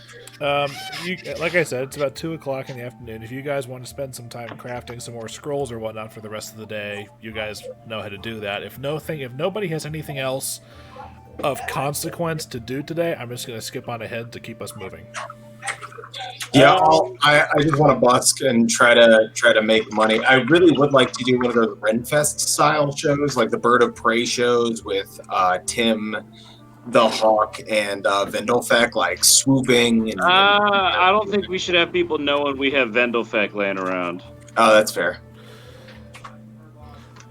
Yeah, sure. You can just when you do that, I'll have you make the perform check, and I'll just mentally apply penalties and bonuses on my end. No, I don't. We shouldn't do No, that. I want him. No, to just hit his perform. He can still do that with Tim the Hawk. Oh, yeah, then Tim the Hawk knows that he's fucking hot shit, so he does the deal. Okay, alright, so are you gonna go busk for the rest of the day? Yeah, I'm here to make some money right now. Well, I give him Tim, but what I do for the rest of the day is fucking sleep. Okay. I'm going to actually try and find somewhere that I can get a job scribing. I don't currently have the scribing ability yet, but I'm still decent at writing. I'm going to give it a shot, see if anyone needs something copied. If you could do me a small favor and make me a diplomacy check to gather information, I could probably help you with that. All right. Diplomacy. I feel like I added something in that. I gotta make sure. It's charisma. Yep. Yeah, I got plus. That's +2. That's fine. Dude, Tim, I had a dream last night that we were on a road trip and we did not know where we were going, and it was horrifying. That sounds terrible. Yeah, it was horrifying, dude. 15. Okay. Asking around, there is actually a scrivener in Old Kintargo. Excellent. Oh, what? What was that word? The word is scrivener. That's the word that's like the professional title of it. Like, it's not like a scrivener is a scribe. What? That's awesome, dude. Yeah, it's a really wonderful word. It's like arugula or juxtaposition.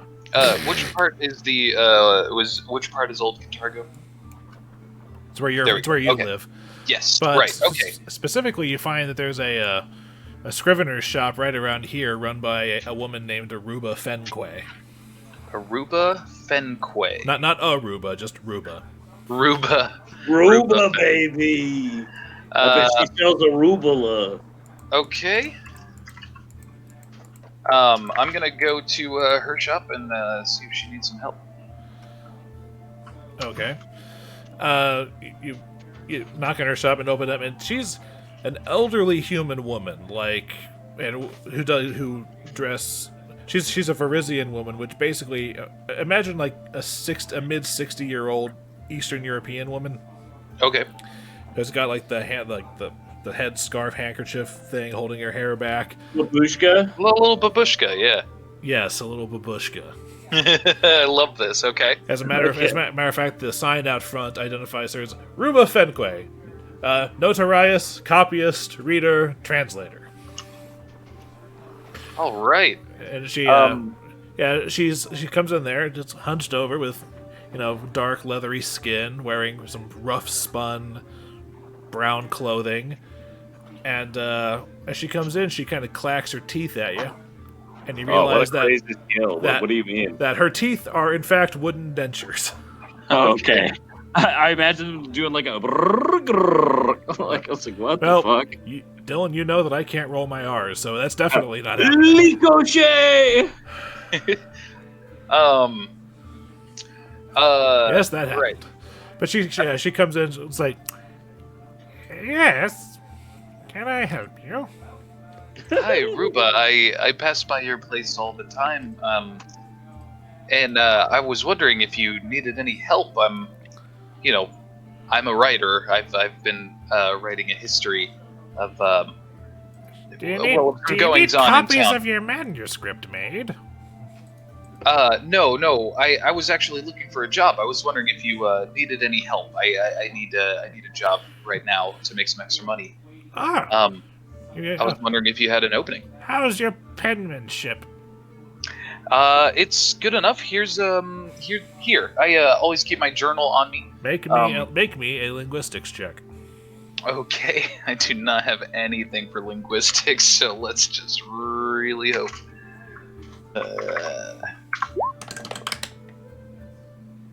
Fucking shit. Here's some words. She looks down and says, "And you wrote this?" I don't know whether to call this chicken scratch or child scribblings. Hey, it's not pretty. You guys froze. Did he fucking bomb his? Yeah, I did. I understand that the handwriting isn't pretty, but the words are there. It's just not as a good matter as of the words. Most of the things I do here are copying or replicating other documents, and your penmanship is quite frankly making me sick just being in the same room as it. Go on, shoo! Penmanship. All right, Ruba. I appreciate your time. Get back to me after you've improved, and maybe I'll reconsider. Yeah, I'll work on it. You've inspired. I'll work on my handwriting and Hold I'll come back. on. And she just takes a random quill off her desk and says, "Maybe you need some new tools. Just take this and get the fuck out of my store." All right, I understand. Ruba, sorry. I'll work on it. Oh, I haven't laughed this hard in a while. She's just like, "You fat bitch!" Like As you close the door and walk away, you can still hear her laughing, and you're just like, "That could have gone better." That was very embarrassing. Is Tib'resh For a writer, I surely should be able to write more legibly than this. Is he meeting up with us, or what's his deal? Hold on a second. I'm gonna Charlie The many Brown uses walk of the all linguistic way skill: back. writing things, writing them legibly, being able to replicate things, being able to speak languages, being able to decode documents. It's a very useful skill. Okay, so if Tib'resh walks back into the hideout, I immediately ask him. I go, "Hey man, how'd it go?" Not great. Snippy's like. I'll just. I need to I go think home I- and rethink my life. I thought you were really good at this. I'm sure it went well. Yeah, I'm gonna maybe just wander the sewers a bit. I need a moment, and I'm gonna, with my head hanging low, close the door behind me and go downstairs. I give Tim a. Oh no, it has to be near me. You know what? Here's what I do. It's a very nice. I'm pretty quill, sure by the you're in way. a different part of town than me. No, we're talking to each other right now. We're all back for the evening. Okay. Oh yeah. By the way, the quill's a peacock feather. I'm actually going to lock the. I want to go into my little bunk.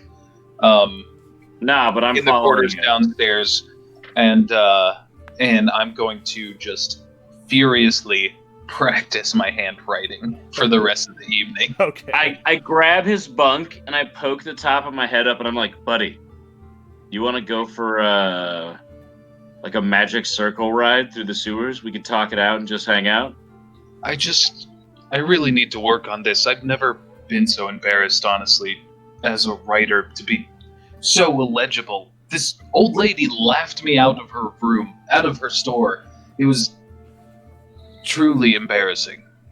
I mean, can you read this? I'm going to hand him my journal. Flickie, I put it in my hand, and before I read it, I There are say, several teardrops. make me a linguistics check, Flickie. linguistics check. All right. What's that? I got a Plus what? Wait, Dillon or me? Him. He said Flickie. So plus 9. All right. Oh, what? Oh, that was the wrong dice. 1 second. Did you roll Okay, a d12? I rolled a d10. Oh, shit.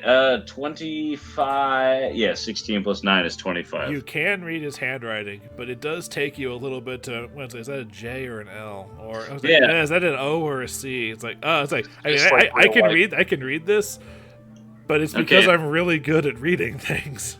So I'm like, hey, man, I'm not going to lie. It's not great. I hand him his journal back, and I'm still just poking my eyes up like Wilson, like over the fence. And I'm like, dude, I'm telling you, man, I could make us a couple of magic circles, and we could just fucking chill and, like, talk in the sewers for a while, map out some shit, get to know each other better. The best place for an in-depth conversation of the sewer system.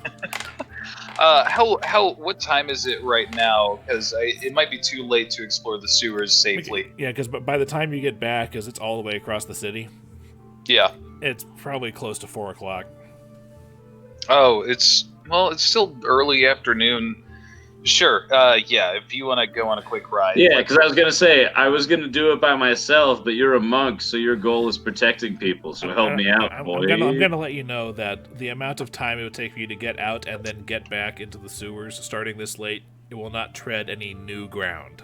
Yeah. I just realized it's quite far to the furthest places that we've explored. Oh, because we'd have to explore for multiple hours. To get Just past all that. sit up on my bunk. We'll talk for a bit. I've had a rough day. No, yeah, that's fair. I'll pop up and pop a squat, and we'll fucking bro down. The bunk noticeably sags beneath the weight of a full-size half-orc who Bro. is inexplicably on the top bunk. Yeah, you're in the top bunk, and I'm like this fucking. I weigh 125 pounds. I'm just like a wee lass, and I get up, and it's like.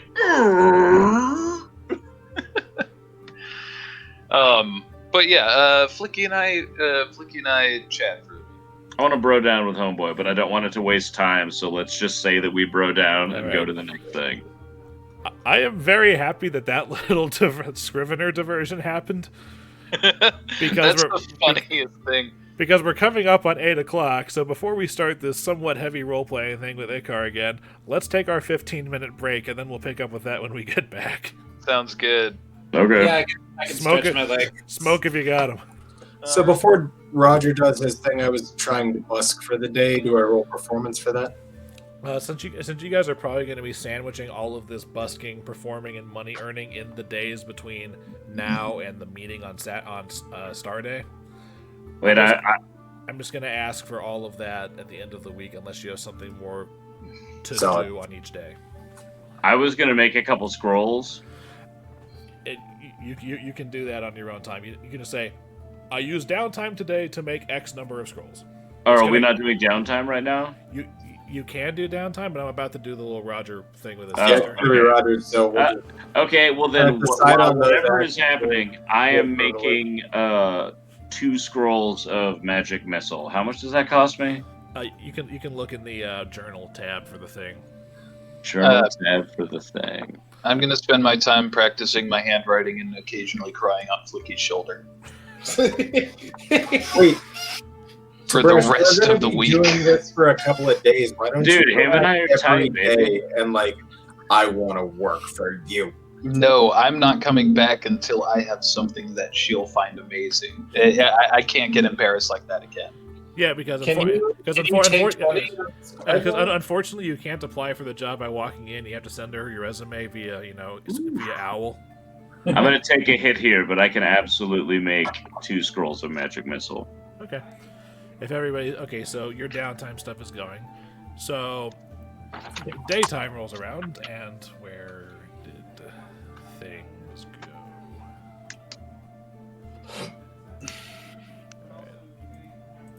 Alright. I'm just gonna use Icar's theme for things that he's doing, like I did Sugtok's earlier. So, morning at the Jhaltero estate is Dude, relatively. this song fucks. morning at the Jhaltero estate is business as usual, where breakfast happens, morning studies due, classes happen. But the meeting is scheduled for slightly after lunch. That way everybody's fully fed and there's not no crumbs and tea drinking getting in the way of anything. Crumbs and tea drinking. Love it. But Icar will do his best to run Eckhart and Maximilian ragged so that by the time after lunch comes, they're ready to take a nap. you're able to do that, and you set aside an hour or so for you to, get yourself ready for all of this. But pretty much after breakfast is finished, Lavinia takes, Leslie upstairs, and but a couple of hours later, shortly before the meeting actually happens, they are actually brought their lunch upstairs. But they emerge, and Leslie is more bookish and introverted than the rest of your family and whatnot, so when she comes out dolled up looking like a princess or anything, which, by the way, is it Jean or John, your youngest sister? I believe it's Jean. Okay. Jean actually sees Leslie coming out in a very, very nice, white, lacy dress with little bits of flourishes of pink and lace on it. Her freckles have been covered up by makeup, and her hair has been combed and laid flat. It's less the tangled bunch that you're used to, and extra makeup has been made to hide the bags that are usually under her eyes. But Jean kind of pulls at your leg and goes like, "Is Leslie a princess today?" She is, believe it or not, and she looks like a princess. It takes a kind of magic that only Mother can cast. Is she gonna cast it on me someday? Probably. I wouldn't get too excited though. Why not? She looks pretty. And I'll rub her head, and tussle up her hair. You've got a while to go before then. How much longer? Real quick, he's by himself, right? You guys aren't there. Okay, I'm sorry. That's the question you're asking, because honestly, there's more people around him than there are when he's with you. Fair enough. Sorry, didn't mean to cut that off. It's okay. But yes, so... And Lavinia herself has put on some of her nicer attire, and your father, Canton, is always dressed in a more... I hesitate to say simple, but easy and dignified manner of dress, where he's got a very nice monochromatic but very well tailored outfit. And you've seen this. It's pretty much his business battle armor. He's called it on several occasions to present that capable yet approachable nobility to whoever they're meeting. But you guys go, and Leslie is basically holding Lavinia's hand as they go downstairs and stand in the foyer, and your father is standing next to them and everything, and as you descend to check them, Leslie holds up a hand, beckons you over because she wants to whisper something in your ear. Okay, I'll stand next to her. He's like, Icar, Mother was being fussy and I forgot something. On the nightstand next to my bed, can you go get me the little ring of wire, please? You'll know it. Okay. He's about to get blamed for something, dude. I'll be right back. Okay. Can I roll sense motive to see if she's pulling my leg? No, yeah, you can roll sense motive. What? She seems nervous and almost just like she forgot something because of her nerves. Okay. I'll say I'll be back. Okay. And I'll go upstairs and grab it. Yeah. In her room, on her nightstand, there is what appears to be like a length of wire. It's been round into the shape of a ring. And you look at it, and then you go, oh, because you know what this is. It's the material component for the message spell. Okay, yeah. I know a little bit of magic, enough to know what that is. And also because it's one of her favorite things to use, so she can, complain about dinner without being heard. So I'll grab it, and as I head down, I'll just sort of palm it into her hand as I stand behind her again. She says thanks, and while you're handing it to her, she quickly gives you a little Wait, who did he give that to? his sister. Oh, yes. Okay. And then the time comes, and there's a knock on the door, and one of the maids opens it, and in come a pair of individuals. The first one, a heavy-set gentleman in equally, heavy allotment attire comes in, and as opposed to your father's, expensively tailored but unassuming apparel, Count Oxus Olorian is a wealthy man, and he lets the world know it through his manner of dress. He is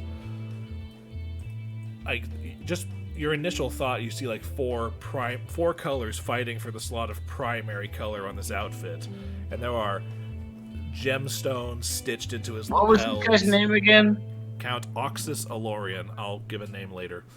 And sorry, continue. yes, he has a hairline that's receded to about here, a very short, brightly auburn-colored hair, and fingers that have... Each of his fingers has a ring on it. Some of them have two, of varying styles, that just seems like he's exultant in his self-importance. And behind him is a man younger than you, with long black hair, smooth, running down past the back of his neck and his shoulders, wearing just a very simple, blue button-down sleeve. Basically, picture the blue costumes from Hamilton, except buttoned all the way at the front. Damn, is his name Tim Roberts? Because he sounds fine as fuck. Who has at his right side a rapier in its sheath, but you also notice on his right side the sleeve of his jacket is hanging free. There's nothing in it. As in, he doesn't have an arm? He does not have an arm in that sleeve. Okay. Oh shit! Well, I asked him about it because you're not there. I'm not there. You're at the tavern getting about drunk. Can I make That's a exactly knowledge the or problem. ability roll to see what I would personally know about why his sleeve is I want you to make me a knowledge nobility, knowledge Okay. history, and persuasion check. Diplomacy check. Damn. Sorry. This is not to gather information. This is just a normal diplomacy check. Yes. Okay. You have actually that this is Marquel Alorian, whom you have met in the past, and you know that for the past 5 or so years, he has been very, very cautious about discussing his arm.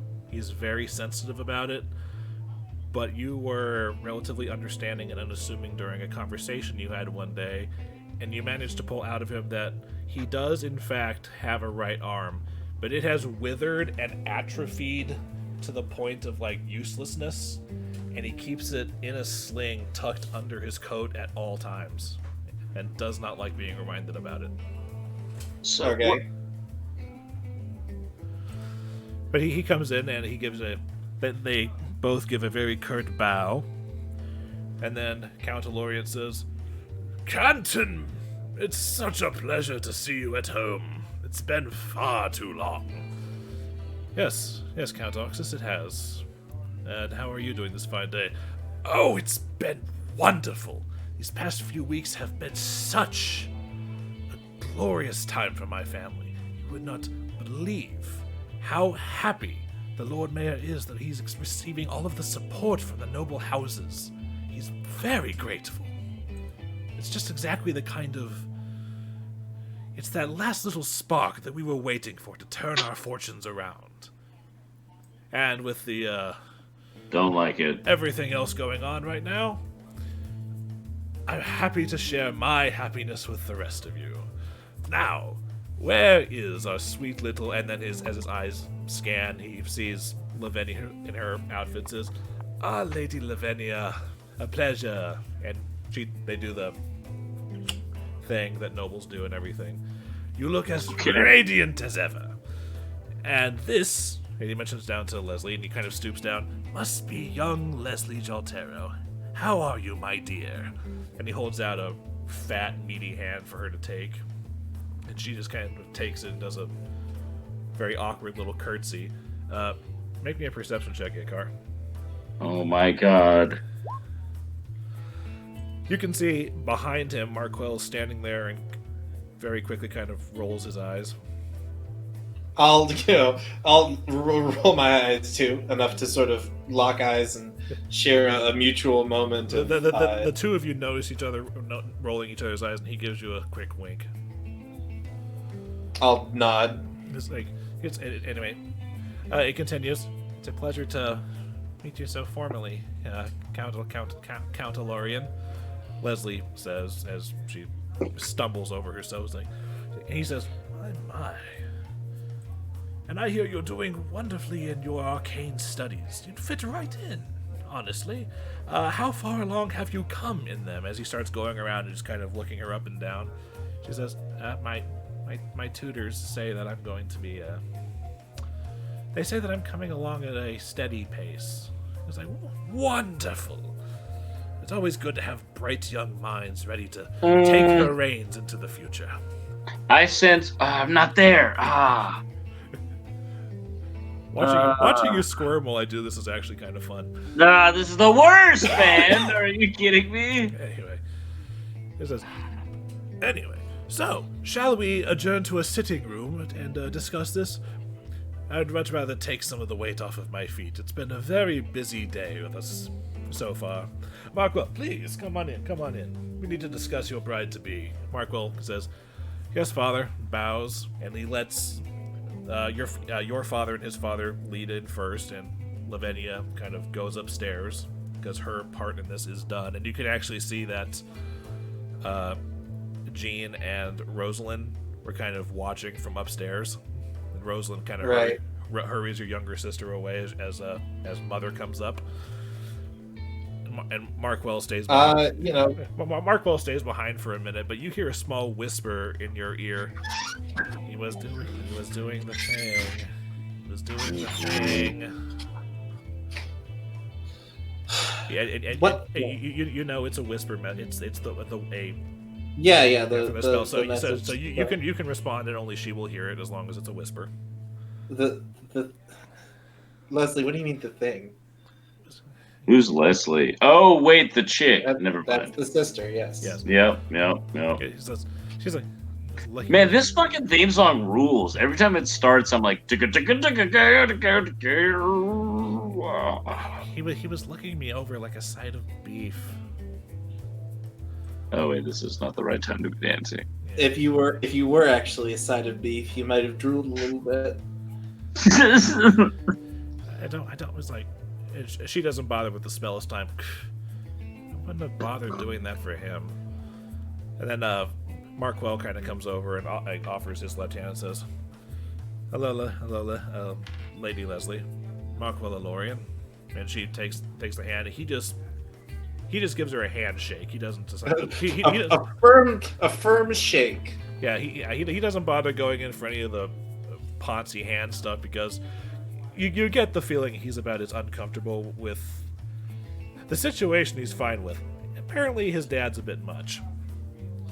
So Father, and Icar will sort of speak up towards Canton. While you and Count Oxus share a glass of brandy, perhaps I might take an opportunity to show around Markel a little bit more of the house. Just stretch our legs a little bit, and we'll catch up with you in just a few minutes. I don't see why not, but surely that young Leslie can join us. After all, it's her special day. I have so many questions I wish to ask her. Well, perhaps we could let the two have a moment of their own time. Your dad holds up his hand and says, if you wish to show young Lord Alorian around, you may take a couple of minutes and then rejoin.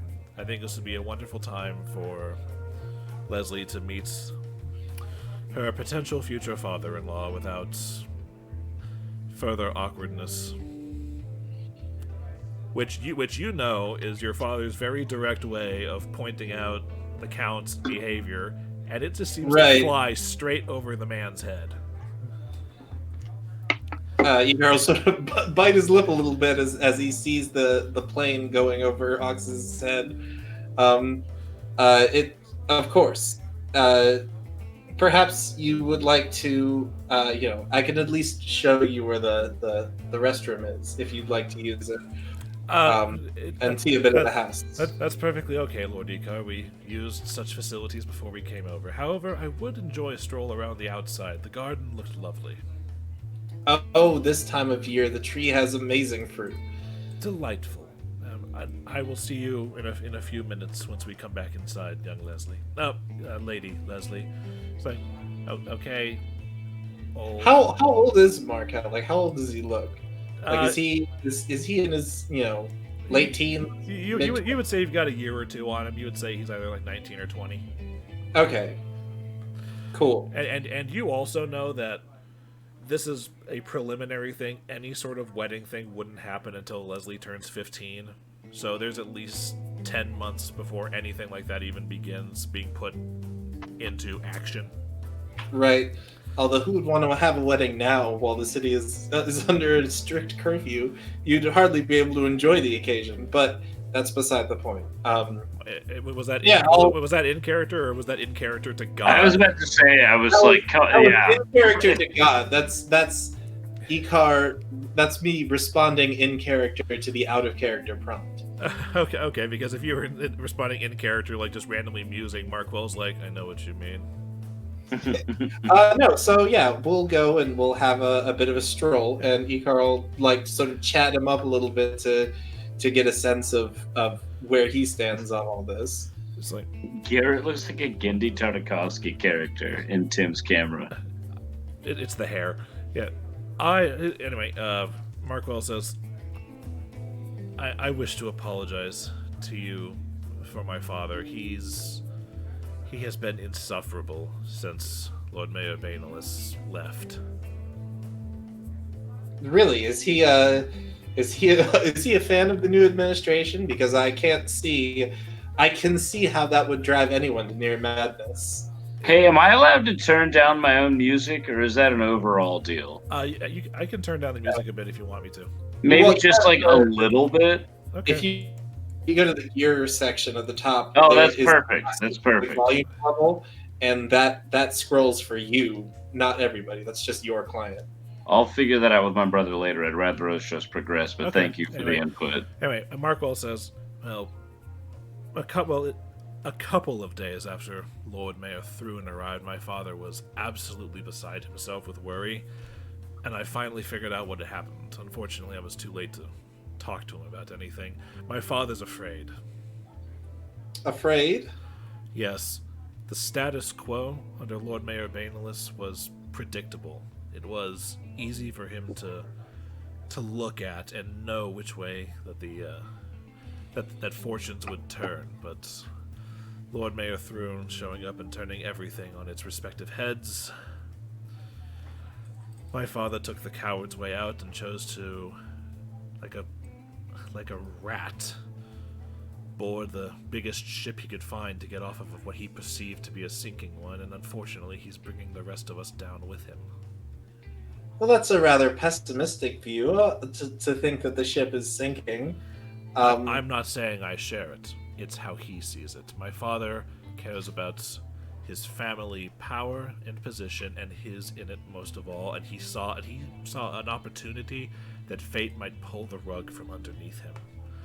So he decided to give Lord Mayor Thrune as much support as he possibly can, and quite frankly, it is disgusting most of the rest of our family, but he's the head of the family, and with such support from the Lord Mayor right now, I don't know what we can do about it.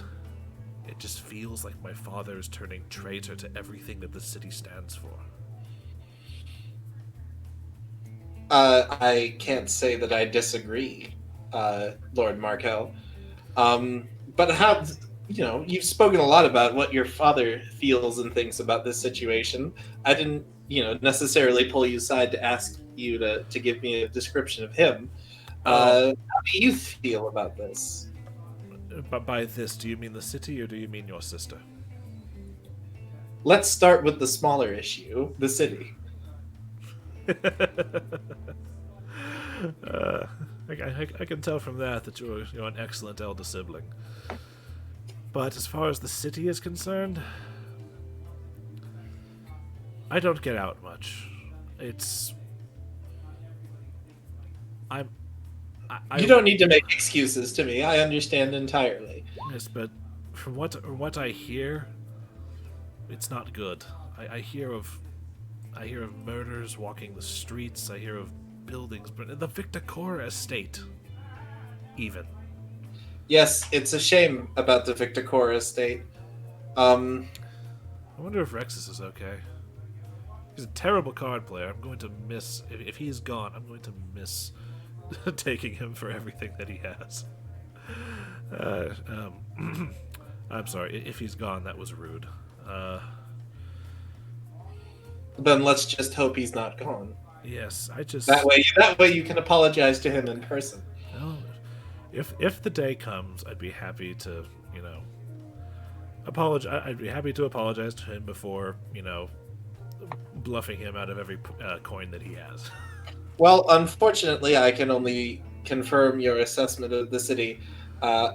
Spending a small as little time as I can that my father allows me out of the house.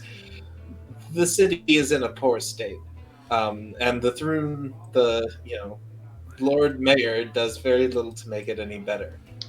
Do you want to know something? Do you want to know what I heard? Of course, by all means. They said that Lord Mayor Thrune took the opera house because he was such a fan of the opera. But no one knows what happens in there. It's like, I hear that he brings in his own actors to perform his own operas for a private audience of one. Who does that? Certainly not someone who respects the art. Absolutely. Art is beautiful. Poetry, song, Are dance. you an artist? I tend to spin a verse of rhyme from time to time. It seems like he's not being honest. No, he basically said he's a poet and doesn't know it, but using a fancier rhyme. I see. I'm happy it went over your head. It means I did a good job scripting it. I can't say that I'm much of an artist myself. Not everyone needs... There's an entire city full of artists here. I'm sure you have many skills that can further contribute to the good of, everybody. Me, I'm limited to things that require a single hand at the moment, and writing is the easiest thing I found to do while staying at home. Well, then, let me ask you another question. You've told me how you feel about the city. How do you feel about the reason you came to the house? I'm not here to sell you on my sister, but perhaps other members of my family might be doing so. The only thing I care about is whether or not she's happy. And that depends very much on what you choose to do and choose not to do. Arranged marriages are a fact of noble life. It does not mean that we have to like them. Honestly, the primary reason that I believe that my father thinks that your sister is an excellent match is because we have an excellent arcane tradition in our family. And quite frankly, I know some of the tutors that your family is getting for her. They're generalists sometimes, and I think that we could help her along with that. But that sounds far too demeaning. I should try that again, please. This entire situation has thrown me for a loop too. Quite frankly, I'm not ready to be married, but. Well, then why don't you simply tell your father you're not ready? Have you met the man recently?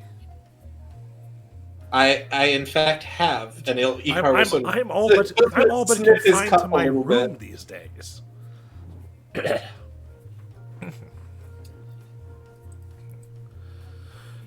I'm sorry, we were talking over each other. What was the last thing you said? I was Icar when he says I have in fact met him recently. He sort of sniffs his cuff a little bit. Markwell just goes,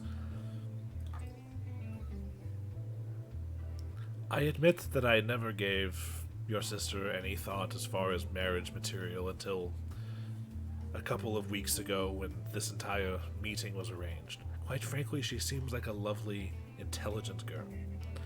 I can promise that I would not intentionally do anything to cause her harm. But I'm not exactly saying that it's what I want right now. But for the time being, Well, your sister's still not allowed to be married for another 10 months. Perhaps something will happen in the city that will change the landscape, and we can talk about it later. well, I think it's less of waiting for something to happen and more of doing the things that need to be done to make these things happen. And I'll sort of, by both shoulders, gingerly making sure not to, like, mess with it's his right arm, right? Yeah, his right arm. As you go there, you do feel the slight bit of, like, desiccation. Is that the proper word? You feel the bony link of his shoulder. It's right. It's like sort of, and I'll look at him and I'll be like, listen, Markel, what I care about is how my sister feels about this. You do seem fine, and I don't think you would do anything to hurt her. But this is just far too early for her, and I think you know that. So I agree, and I'm not going to lie. There are other people in the world, I'm sure, that would be much better for me than your sister. But sometimes I have to put the good of the family above what I want.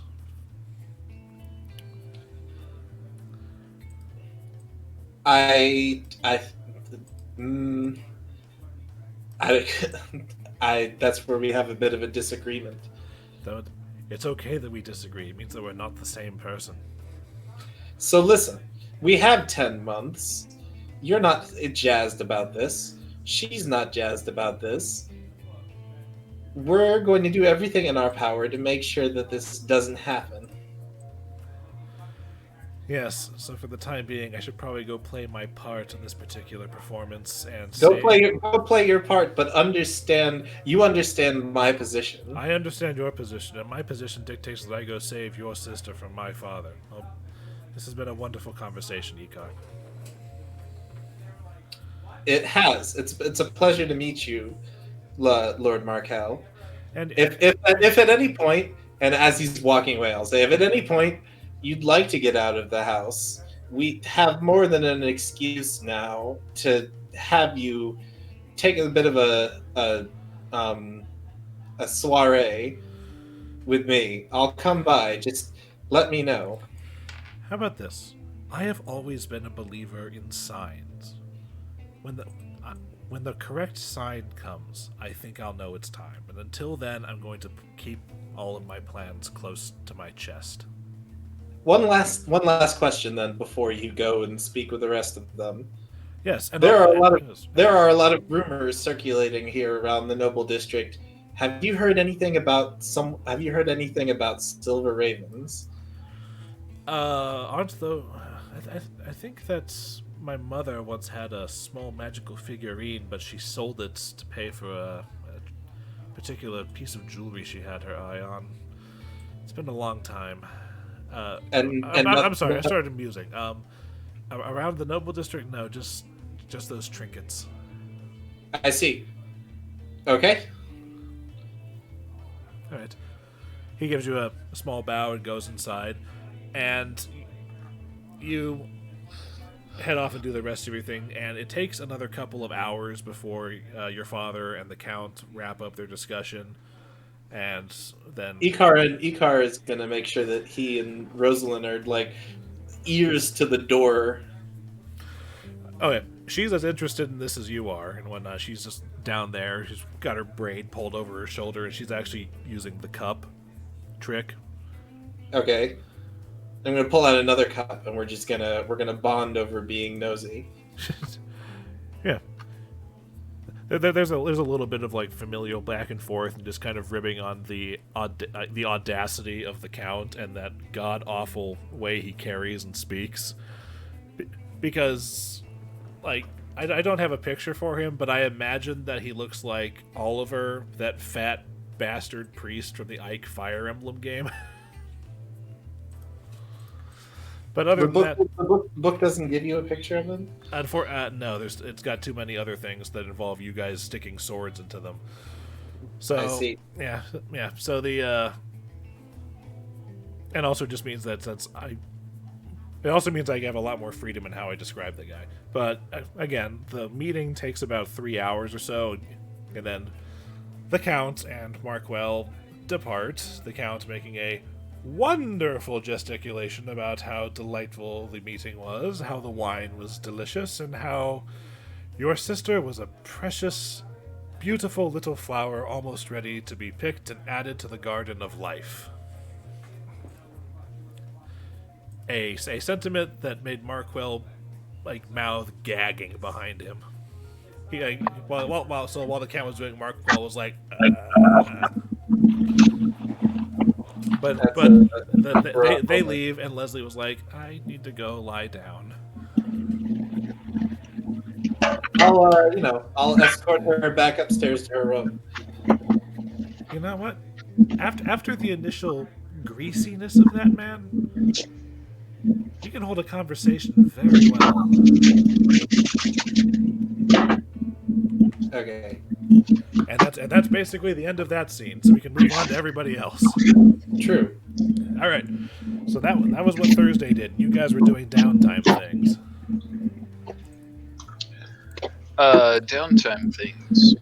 Yeah, you were practicing writing, and Flickie was making scrolls. Yeah, I'm just busking, trying to make some money. Okay. Yep. So my question now is, are you guys just going to spend the next couple of days doing downtime activities until the meeting, or do you have anything specific you want to do?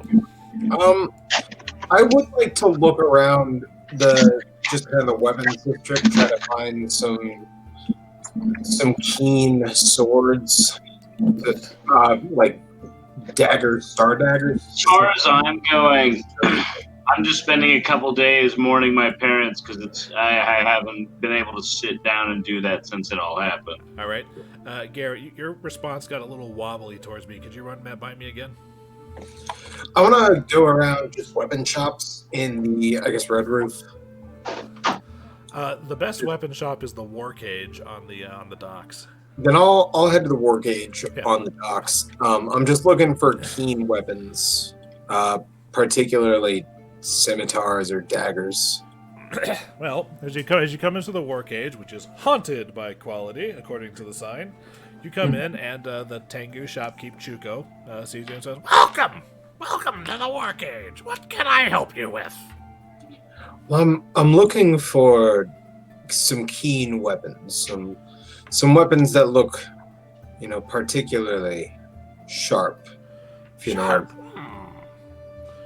I imagine you're going to want to take a look at the selection of swords that we've got. Axes just don't cut it that way. Please, over here.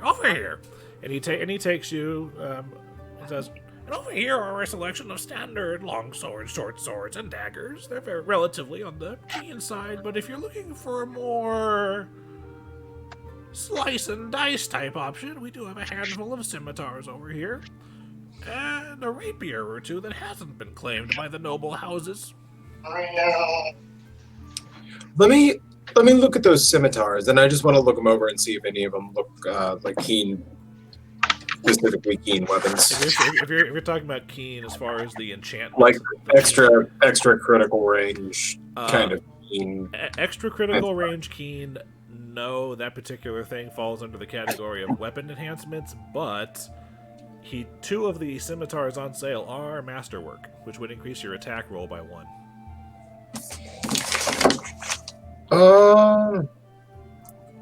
Yeah. What could you give me for this? And I'm gonna pull out my scimitar. Say any trade-in value on this one? He takes a look at it and says, "It's been well loved. Are you an adventuring type?" I've You look like you've come a long way. I put down a couple of monsters here and there, just a couple of vermin. Okay, let me see what I can do. He kind of looks over between it and his own wares. For that, I could probably knock 15 gold off of the price. And how much is this one?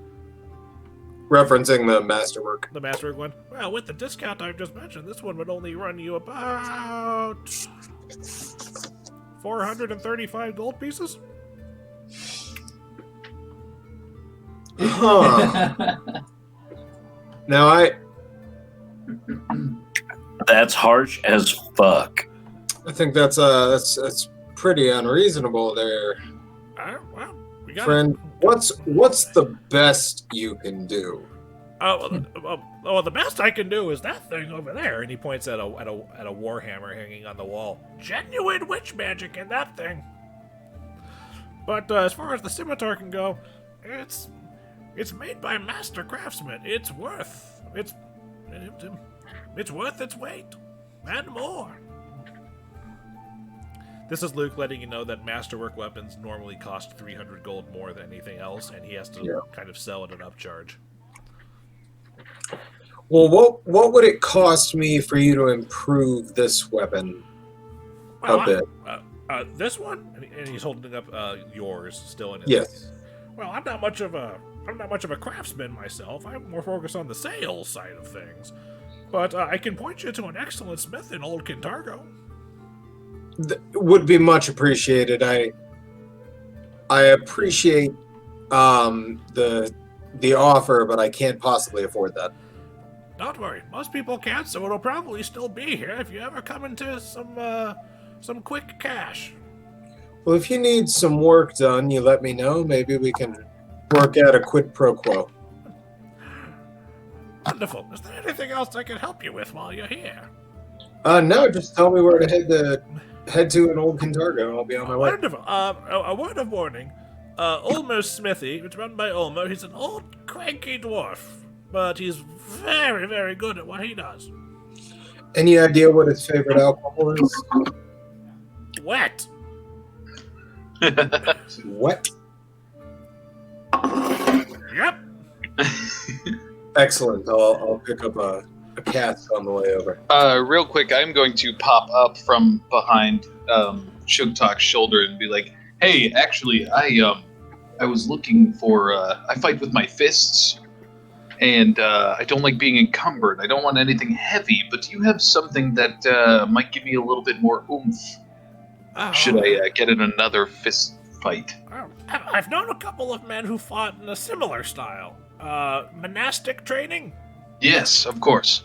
Unfortunately, I don't have much in the way of more oomph for your fists. I have some of the more exotic type weaponry that I've seen people of your persuasion use. There's some bow staffs over there. I've got a couple of shuriken and a handful of nunchucks.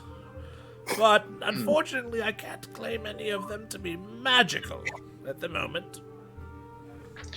That's fair enough. I'm, my particular monk training mostly involves using my fists. I might have to look elsewhere. Do you know anyone who might have something more my style? Your style? He thinks. This is my style. He's like, yeah, he's thinking. All we need is underboob.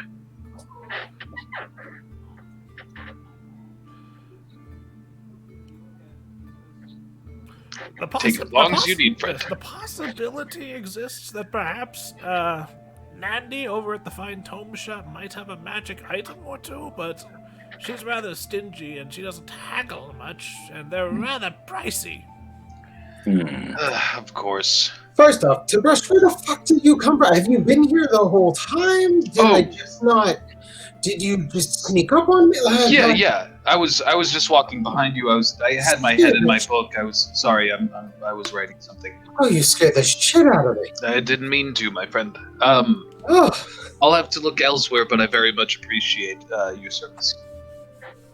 This motherfucker's talking about she's not gonna haggle much. I'm gonna put my arm around Tib'resh and guide him out of the store. 435 fucking gold he wanted. That is a lot of money, but he's an honest businessman. Must be nice. If only we had made more money. We might, I really gotta get a job. Level 2! Level 2! All I can do is write and fight. And I'm not supposed to fight unless I really need to, so I can't even do that as a job. Damn. I guess, are we heading back towards base or what? Yeah, that's all. If you guys have nothing else to do today, I will just advance the clock. Yeah. Yeah, it's a long way to old Guitargo. Don't feel like that today. Yeah, I will point out where I've decided that Ulmer's will be, just in case you guys want to go there. I think his is in this cluster over here. Okay.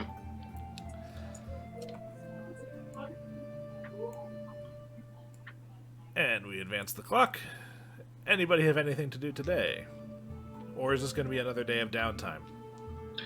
I'm going to send a message over to Icar that says, "Hello, friend.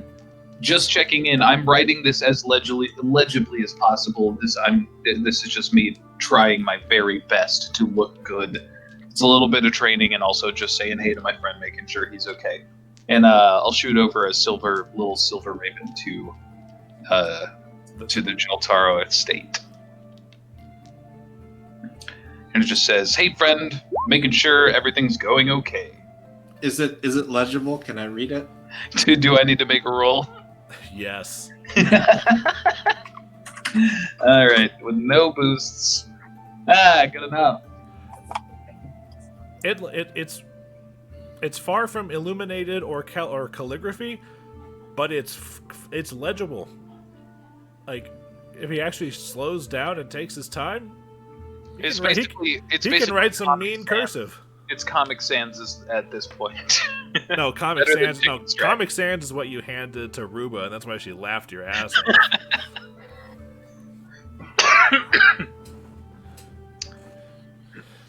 But yes, you're able to read his notes with it. It has good penmanship.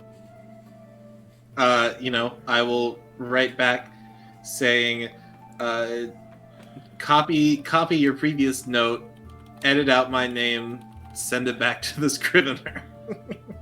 No, I don't know that he fucked it up. By the way, here's for those of you who are taking notes. Here's the Elorians, how their names are. I will write back that we met with Count Oxus Elorian and their son Markel, and I'll write that we have a short amount of time to handle the situation, and before it becomes unmanageable.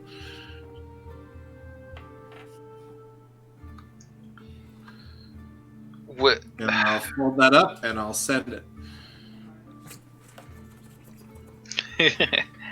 I show this is early in the morning the next day, so I show the fellas the reply back from Icar, waking them up. Hopefully post morning shit. If you just woke him up, nope. Yeah, it's fairly early in the day, so yeah, I will wake up my friends and say, hey, don't worry. Icar's doing fine. I know no one asked for me to check in on him, but he's okay. But we're also running out of time to get moving. Do we have any good leads to chase today? Do we have any other potential revolutionaries who we could bring into the fold? As far as that would be the recruit team action that you would take during the rebellion shit. Alright. Today, I'm going to finish doing my profession role that I was doing to gain money throughout the week. Okay.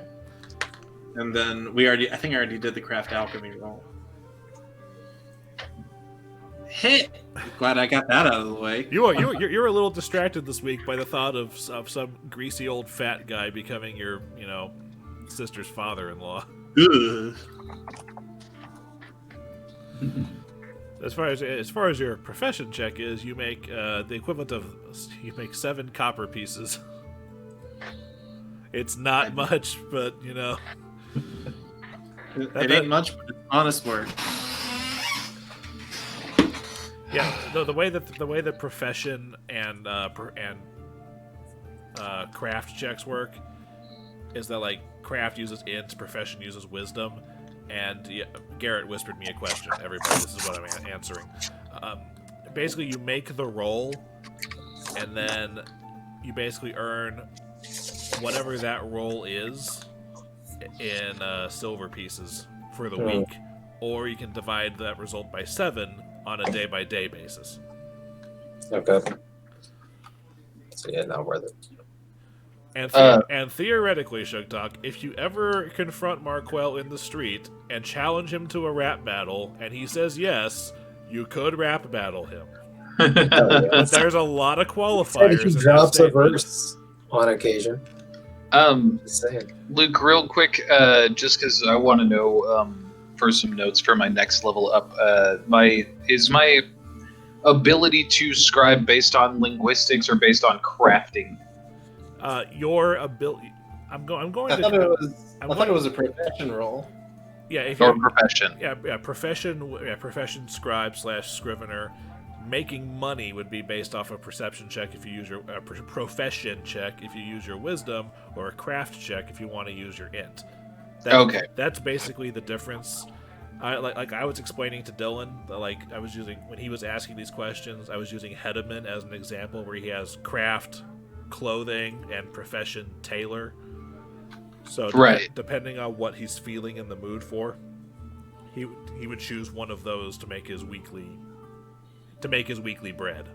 Okay, and real quick, what's the modifier for crafting? Int. Intelligence. Okay, perfect. Okay, awesome. That's all I needed. Yeah. So what would you say? So what particular product would you be crafting as a scribe? I mean, my guess is Craft. What are you putting on Etsy? Profession. Who do you use your paycheck made from? What Ruba was saying, copying, mostly it sounds like copying books over, not necessarily writing or publishing my own stuff. Yeah, that's how scriveners make their wage. Yeah. So that would be it. It would be just making more of those books. The scriveners and their eternal enemy, the print shop. We'll be phased out one day. Old, what's her name? Ruba? Ruba Fenquay. Fenquay. Oh man. But yeah, that's all. Okay. All right. Does anybody want to make their rolls, and I'll give you guys your results, and we can move on to tomorrow? Yeah. So just performance for me. Yes. Your stuff will be perform. And then we'd see what happens. Hello. Yes, and then since you've been performing several days over the course of this week, we're just gonna cut that by 4. So you get 3 silver pieces and 3 copper pieces. You know what? Even though I have no skill in scrivening, I'm going to get a local. Whatever the most common popular book in town is, and just try scribing from that. The lusty Argonian maid. The lusty Argonian maid. That's it. Okay, I'm going to try and scribe that and see how it looks with no skills whatsoever in scrivening. I'm going to buy the whole series. Oh no! I rolled a 4. Unfortunately. As you hold up your finished first couple of chapters, you realize, shit, people probably aren't going to buy this if it's covered in coffee rings. Damn it. I still buy all of them. Anyway, a couple of people are willing to pay for the pieces of paper that have your writing on them. You get a total of a silver piece. You get 10 copper pieces from various sources. Excellent. You get the distinct feeling they're not going to be used for pleasure reading. Someone's outhouse is running a little late. Hey, well, fuck it. All things considered, could have gone worse. I Could have coinly been pocket they could have laughed at and your cover. writing. Right. God forbid. It was so, Uh, I'm a scribe. That was so emasculating. This is what I'm supposed to be good at. I happily go home with my 10 copper. Okay. And I eat a very hot pepper. All right. Flickie, were you gonna make any sort of profession check or anything, or craft?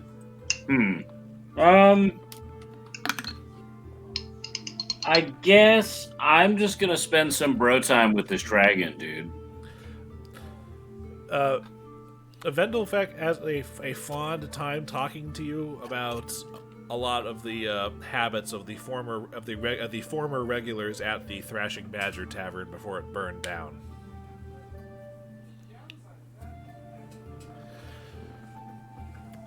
That's it? That's what I've got off the top of my head for you. Okay, groovy. Anyway, and star day, which means it's meeting time.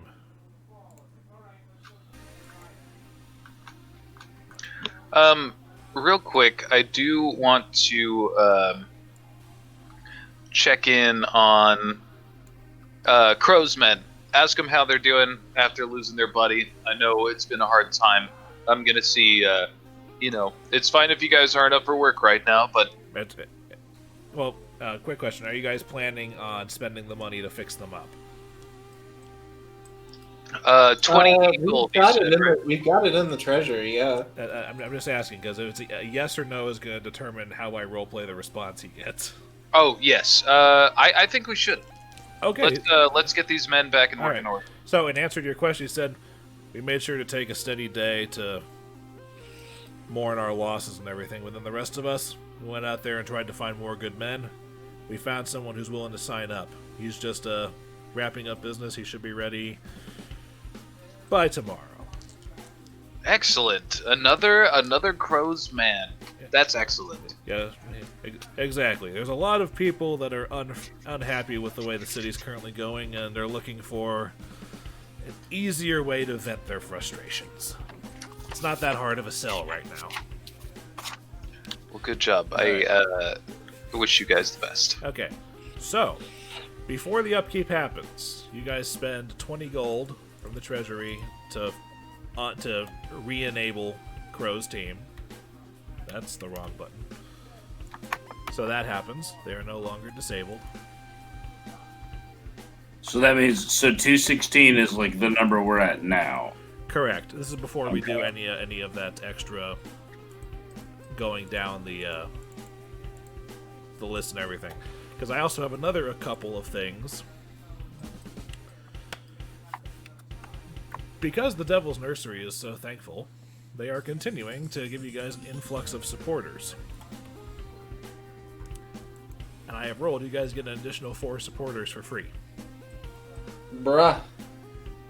On his way to the coffee house in the morning for this meeting, Icar, Right. as you are about to open the door, you see there was someone about to reach for the door. And they're just going, oh, well, because you know that when you open the door right as someone's reaching for it from the other side, that happens. And you see a young girl in like standard attire and says, hello. She has a package. Says, I have a package here for an Icar Jhaltero. Who's it from, girl?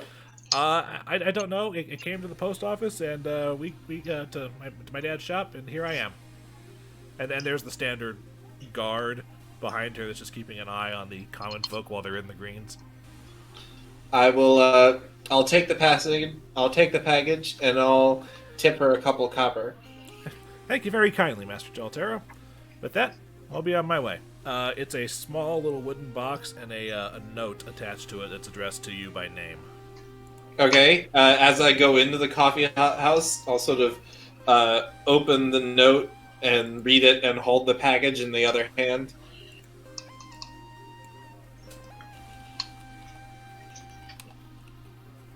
One moment.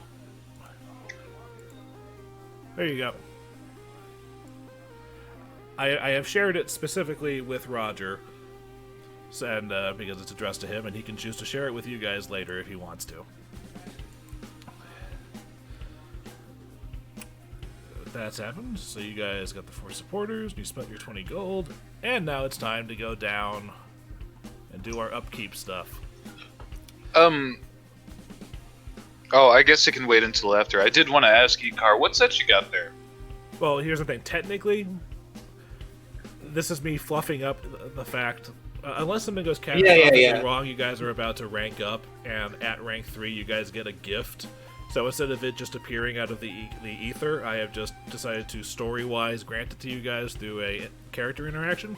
Nice. Okay. So, yeah. Okay. Icar sort of reads the note. He folds it, tucks it into his pocket, and he'll go. Oh, you were. I'm sorry. Did you ask me something? Yeah. I just. Never mind. Come on downstairs. We're doing some work. Yeah. All right. Okay. Yeah. So while that happens, upkeep. Step 1: supporter attrition. This is where you guys make a loyalty check to see how many supporters you hemorrhage just from the way that things happen. So who wants to make the check? Oh no. You guys have yet to roll this successfully, by the way. Yeah. If I roll, it's a +4, right? It's a +6.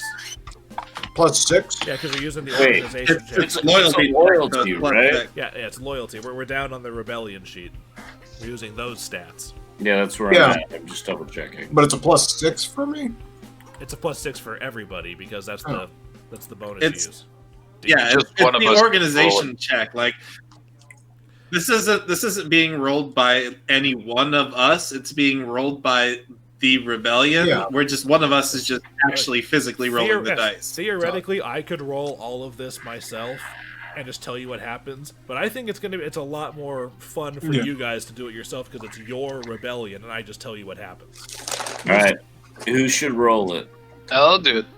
All right. My rolls haven't been shit tonight, so good luck, y'all. D20 +6. Oh, how about that? Whoa! All right, so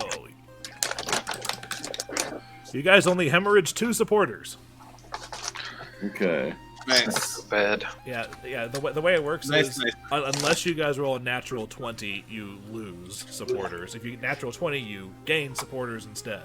It's just a matter of whether you succeed or fail. Is you lose some or lose a lot, Mhm. Okay. or more rather, I roll more dice. Okay, so that's your supporter attrition. Your notoriety has not increased this week, but Rexus successfully lowers it by 1. You guys do not have a treasury shortage. And you guys have... Damn right. Yes, and you guys have 24 supporters, which means you guys blitz straight to rank 4. Oh, is that a good thing? Yeah, you go from rank 2 to rank 4. Oh shit! All right. Just because we've gotten so many people from good deeds and stuff? Correct. Yeah. Alright. Rank 4. Which means your rank 3 gift is technically the thing in the box that Icar got in the mail. Okay. Do you want me to present that now? Yes. Okay. Icar comes up to everybody and says, as a small gift to us, I got this package from a loyal supporter of the rebellion, and I will crack it open. There is it's basically got some straw in there for padding, but there is a potion sitting in there, and the tag says that it is a potion of Aspect of the Bear.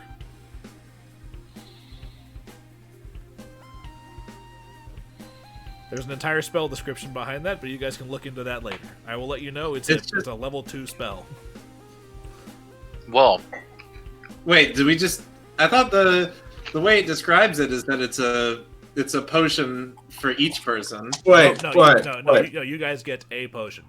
So We get a potion. Yes. that'll turn me into a bear. No. No, Icar, give me that potion. Icar, I want that potion. Oh, no, hold on. I want the potion that'll turn me into a bird. No, Boarris is high again. Forget about it. Everybody, hold on. It specifically I can- says Roger at It's like rank 3, the gift is a single potion worth 300 Right. gold or less. Like, it supplies gifts and tributes to each PC. Like, you know, if it does that, then the gold gifts ranks would just be that much gold to that single person instead of to each person. That is. And it's said that each PC gains the listed amount. Roger. When you guys get Roger. When you guys get an item, you as a group get one item. When you guys get the listed gold amount, each of you gets that amount of gold. I don't think that's how that's supposed to work, but I'll The gifts given at ranks blah blah and blah are provided as tributes of gold pieces. Each PC gains the listed amount. It literally says that. right, but it also says supplies, gifts, and tributes to each PC. It doesn't say to the rebellion. Those gifts are everything in the PC boon column.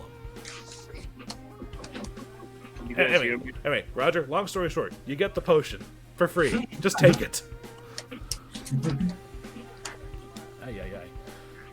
I'm here. Do you guys need me to read what aspect of the bear does? Yeah, I'm curious. Okay. Oh, no, I can just look it up later. Sorry. Okay. Is it a morale boost to con? You know what? You guys can look it up and answer later once we finish all the rebellion stuff, and I can answer questions. Natural armor bonus and CMB bonus. Yeah. Makes sense. Yeah. And also, the rank 4 thing is each of you guys gets the title of Guardian, which itself is mainly a flavor thing, but it means that you guys get a bonus feat chosen from one of the following 4.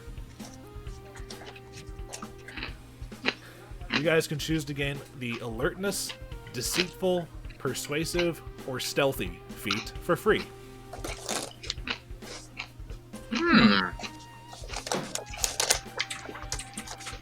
I will let you guys know what those do.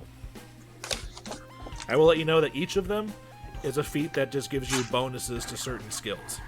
Wait. I know I was doing stuff, but why did we get those for free? Because you've hit rank 4, you get the title of Guardian, which means that you guys get to pick a free feat from either Alertness, Deceitful, Persuasive, or Stealthy. I will remind you, Dillon, that Alertness is that thing that you get whenever Tim the Hawk is within punching range. Yes, here it is.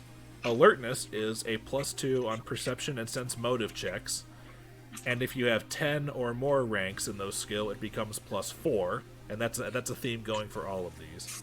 So at level 10, assuming you have at least 10 ranks in whatever skill, the bonus will increase again. Deceitful is kind of obvious. Hold on a second, let me spell it correctly.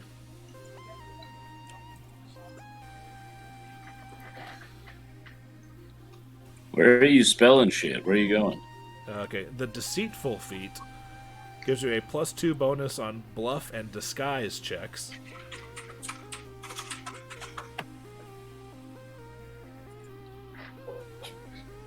Okay.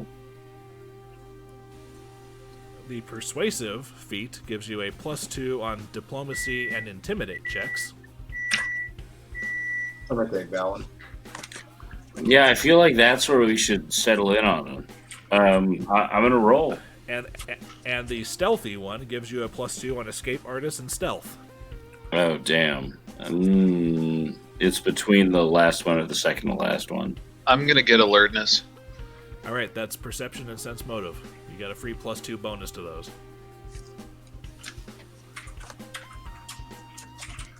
I'm going with the Persuasive, Diplomacy, and Intimidate. Yes.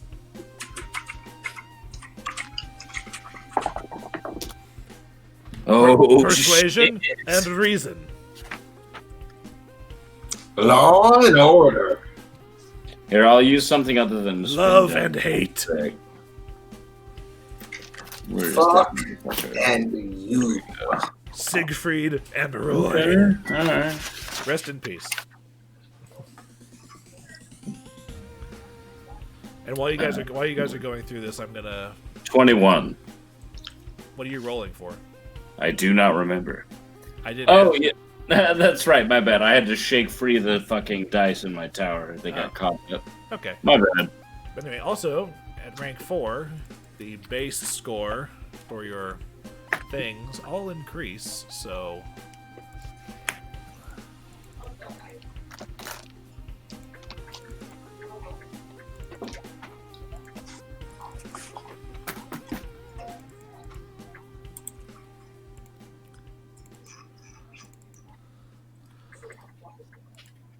Okay, there's that. You guys get a maximum of 3 non-bonus teams now. Very nice. You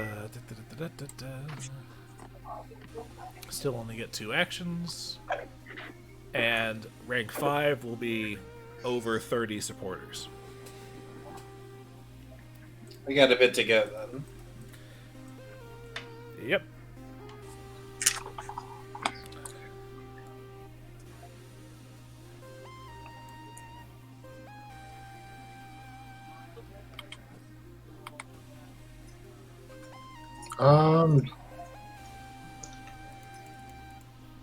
Cool. So, do we have anything else that we are trying to do? Or? No, hold on. Well, I'm just letting you guys get your feet right now before we go through the rest of this. Because now is step 5, deposit and withdrawal. You guys can add to or take from the treasury. I have 128 gold. I'm going to donate 28 gold to the treasury. Alright, I'm just going to keep notes. Yeah, I'm gonna deposit 10. So, I have 111, so I'll put in 11. Right down to a hundo. okay. I have less than 100 gold. Everyone has more money than me, so I'm not going to deposit anything. I only got 72. But I give with my heart. Where the fuck? So 265 sitting in the treasury. And the other fun thing is that the minimum rank has increased. The minimum treasury has increased to 40. Fuck. Rank times 10. Tib'resh, during upkeep is the only time you can reassign your Historian of the Rebellion trait. I'm not saying you have to, I'm just saying now is when you would think about it. It seems where it is now. It kind of makes us even across the board. Alright, you guys now have 2 actions to choose for your action phase. What's special action? Special action would be if the adventure says something's happened and you as the DM can let the guys know that they can use a rebellion action to take care of it. That's when I let you know about it. It's kind of like in Dragon Age Inquisition when you get to the thing, it's like, oh, we can't go further on this map until we build a bridge across this swamp. I guess we have to go back to Skyhold and set that project up. Our loyalty is still suffering the most, so I'll probably leave the check on loyalty. The Historian of the Rebellion bonus. Just because that one hasn't changed. I think we should. Unless someone else has a better idea, but I think if we want to maintain loyalty, that's our lowest check without my bonus. I think it works if we just keep it in the loyalty check. We can also gather information, Yeah, we've gotten most of the rumors at this point. Like, we've gotten a ton of the rumors gathering. I think we should recruit supporters and earn gold, is my vote. Yeah, I think that gets us people. We should do one thing to recruit supporters. I was going to say, yeah, we have multiple teams, so let's... You would need to use the Fushi system to earn gold. Yeah, I was about to say, we'd need the Tengu. Supporters. What's the city's danger right now? The city's danger rating is sitting at 20. The danger rating is always 20. The danger is 20? Yeah, the danger is always 20 unless you guys take the reduce action thing to reduce it for the following week. The danger rating affects the percent chance of an event happening, which event it's added to whatever percentile I roll to account for what on the event table happens. It also is added to every random encounter percentage roll that I roll to see what you fight. I feel like if we don't get an event this week, next week we would want to reduce danger, because then we would be doing the ×2 bonus, but we don't have the ×2 bonus now. Correct. So I'm not super worried about reducing the danger. Yeah. Do we want? I mean, we also have spread disinformation now. I mean, do we want to? We're only at 5 or 6 notoriety. We're only at 6 notoriety, and all it does is lower that. Yeah, spreading disinformation. I mean, our notoriety isn't super high. It's only at 6. Okay. Yeah, fair enough. Spread disinformation. Make a successful secrecy check at DC 20 and reduce your notoriety score by 1d6. Okay. If you fail by 5 or more, your notoriety instead increases by 1d6. Whoops. Okay, we don't need to worry about that. Do we want to maybe upgrade our team or recruit a new team? Oh, wait, we can recruit teams. Well, yeah, but we can make the Yeah, teams yeah. better. Well, upgrading a team. Can we do costs one of money. both? Can we recruit a team and upgrade a team? Yes. We could, but then we couldn't recruit supporters this week. I will also let you know that it costs money to upgrade the team, and it depends on what team you have. The only team you could upgrade right now is Freedom Fighters, and upgrading Freedom Fighters to... What's rank 2 Freedom Fighter? Infiltrators would cost you 250 gold. Okay. Okay, let's wait on that. So recruit followers and recruit team? I'd say recruit followers and earn gold, or recruit followers and That was- recruit supporters. My original. I like that one. Because we could keep building our rank, like we could get more people on our side. And it's one of those things, like, if you guys wanted to just spend, like, 2 weeks doing nothing but waiting until rebellion actions to burn gold and stuff. Sorry, earn gold and, burn time to build yourselves up, you could. There's technically no hard limit on time, except for if you roll really bad and the thing says supporters and population decreases by 1d6 or something. The only limitation you have is that your maximum rank is 5 until the end of this particular leg of the adventure. Oh, okay. Yeah, that's going to be the biggest way that you know that the campaign is moving on, when your maximum rank increases. Recruit supporters and then earn gold. So it gets us the stuff we need right now. Alright, so which one are you going to do first? Let's earn some gold. Well, Whoop. what tier does the Fushi sisters count as for earning gold? Well, fortunately, I have that written on the scroll to the right of the sheet. Since they allow 2 actions, I'm treating them as a tier 2 team. Like, as far as the basic rules go, a tier 1 team allows 1 action, a tier 2 team allows 2, and a tier 3 allows 3. So since the Fushi sisters allow 2 actions, I'm treating them as a tier 2 team. Oh, okay. So when we would earn gold, we would roll a security check and we would multiply that by their tier, which would be 2, and that would be how many gold pieces they earn for the week. I will also remind you that recruiting supporters, to even attempt that, you have to pay gold equal to your minimum treasury value, which has gone up to 40 now. Okay. So you guys are going to need a steady inflow of gold and supporters. How do we earn the supporters? The recruit supporters is that you make a loyalty check with a DC equal to 10 plus the rebellion's rank, so 14 is what you would need to roll, 14 or higher. And honestly, Right Just now, earn gold this week.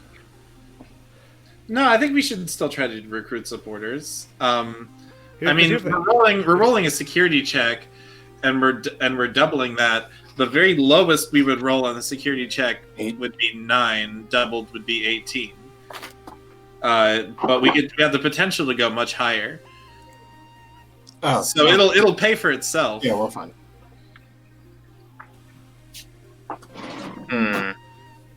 Yeah, let's do recruit. I mean, you said they had 2 actions, so Fushi Sisters can do both earning gold and recruit. Well, you don't use a team to recruit supporters. Yeah, everything with a built-in check mark on this sheet, you guys can just do without a team. The write-in check marks mean that a team is granting that option, or in the case of spread disinformation, Vendelfek is granting that.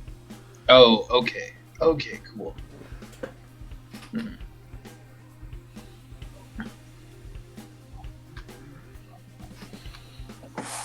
And also, the Fushi sisters get that additional +3 bonus to their check from their team, so technically your minimum earned gold would be even higher. Yeah. Shit, so for what's the roll for the earned golds? The roll for So the yeah, you said, let's look at the earned gold first. okay, the earned gold roll is going to be D20 plus 11, because 8 from your security and 3 from the Fushi sisters. Got it.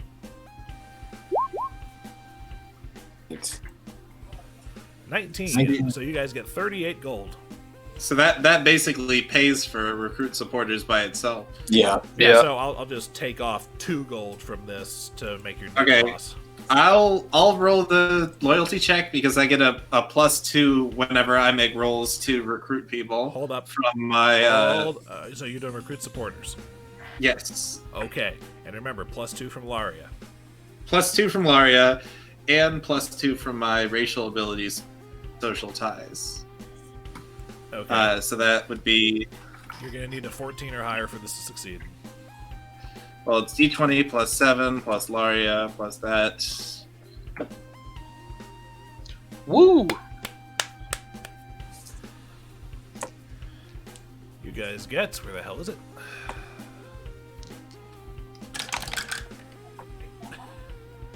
I rolled the same fucking thing as last time. I rolled a 6 and a 5. Bruh. It happens. 35.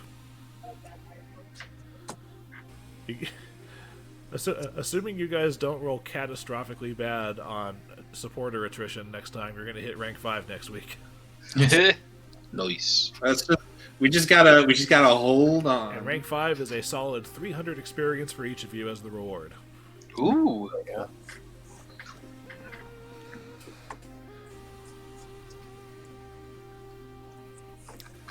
All right, we got gold, we got followers.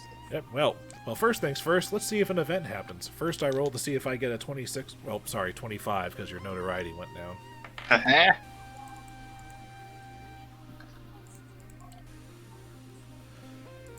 All right. Give me fuel, give me fire, give me that which I desire. I rolled a 26. Whoa! All You right. missed it by that much. God. Well, That just means there's a better chance something's gonna happen next week. yep. Yep. Da-da-da-da. Alright, so I think that's everything on this front, so there's one more thing I have to do because it's the time. Rexus comes over with another pile of translated documents.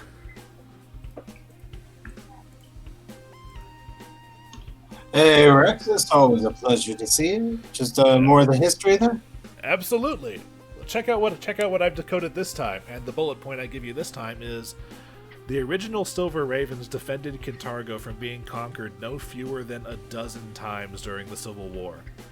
5 times from power-hungry noble families, 4 times from Thrune agents, once from an invasion of scum from the sea, which is an amphibious race of individuals, once from a cabal of Needlese vampires, and once from a blue dragon named Rivosair.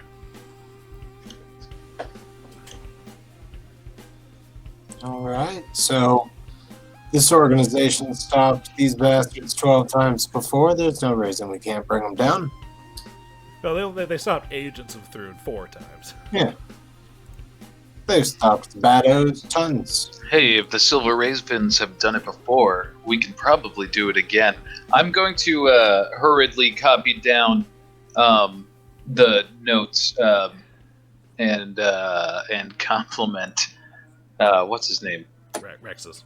Rexus. I want to say Roxas every time. I didn't name the guy. I'm sorry. I give Rexus kudos for doing such an amazing job translating. And I'm going to be honest. I enjoy this aspect far more better than crawling around in the sewers, firing off spells at gremlins and creatures and hearing creepy music. well, you're great at it. Keep it up, Rexus. I'm doing my utmost. I'm happy to be of service. All right. With that, that's your meeting for the day. You guys have the rest of the day to figure out what you want to do. Okay. Well, we know we've still got the issue of the gang in the Devil's Nursery that's causing trouble. The Red Jills. Let's save some tieflings, motherfucker. Do we want to try to scrape up any more rumors, or do we want to start dealing with that post? I feel like that one's pretty driving. You know what I mean? Yeah, let's go look into the Red Jills, boss. I'm just not excited to get jumped by more scoundrels again. Me neither, but I believe the four of us can take care of them. Well, Tib'resh and I That's will walk true. in front. You stay a little more snuck away in the back and help us out if things get nasty. It's true. It also wouldn't do for there to be rumors of a noble slipping into the worst part of the city more often than not. Ooh. If What? only we could disguise you in some way. Yeah, we should get something to kind of make you stick out less. Are you saying that I should wear a pauper's clothing? Not necessarily a pauper's clothing, but perhaps a fake mustache, some glasses. Now, substitutions, exchanges, or refunds? I could just stop shaving for a couple weeks. They would still know you as the homeless-looking nobleman. I still have one of these Mark's glasses over here. Oh, those will work. Here, let me put those on. They're cheaply made, but they fit. The nose smells weird on the inside. Then I'll see you in hell. I'll put one on and do my best impression of a dashing vigilante. Those rich kids are useless anyway. It's undercut a bit by the Coke bottle glasses. That's where did pretty Icar good, go? Icar. I don't believe a single word any of you are telling me. Sir, how did you get into this hideout? Who let you down here? Who are you? I do not recognize anything about you. All right, you can trick Boarris with anything, but we can probably do a little better. Well, if we had a kit for it, maybe. But I'm not worried. Why don't we just, if we're gonna go to that part of town and try to do some more investigating, let me just send ahead that I'll be spending the night on that part of town, and we can take a dip at Sugtok's house again. You have cleaned it since the last time we've been there, correct? If you're talking about the unfortunate incident with the untalkative enemy and the chair, yeah. I'm talking about the incident with the blood that was splattered all over when his cranium was split open. Yes, the popped brain melon has been scrubbed off of the floors. Especially since you're currently sharing your house with a magical creature. Yeah, you guys just have to clear with Vindelfell where you're going to sleep, because don't touch Vindelfell's hoard, and the rules of the house are you have to bring something to add to Vindel's hoard if you're going to sleep there. Basically, it's a copper a night. Ding.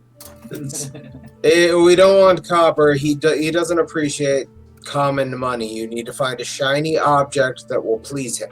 Money's fine. He just saw that money was fine. Fine, just bring him a copper, like a common door guard. A shiny copper, not a dull. We said we were going to have fun. Okay, I so never expected you to be this boring. Oh, no. You would be surprised the amount of things I can use copper for.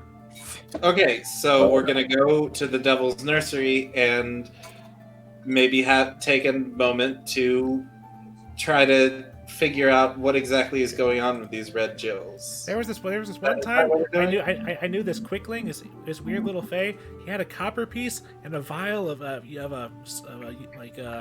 this really powerful glue, and then he would just glue a copper piece to the floor and watch people try to pick it up, and then he would pants them when they bent over to try to get it.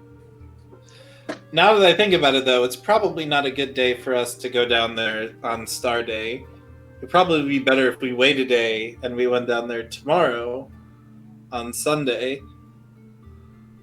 We'd be able to get more information when people are not working. Well, that's fair, but we need something to do for the day. And I want to get rid of the red Jills. They remind me of my old group, the Cactus Bunch.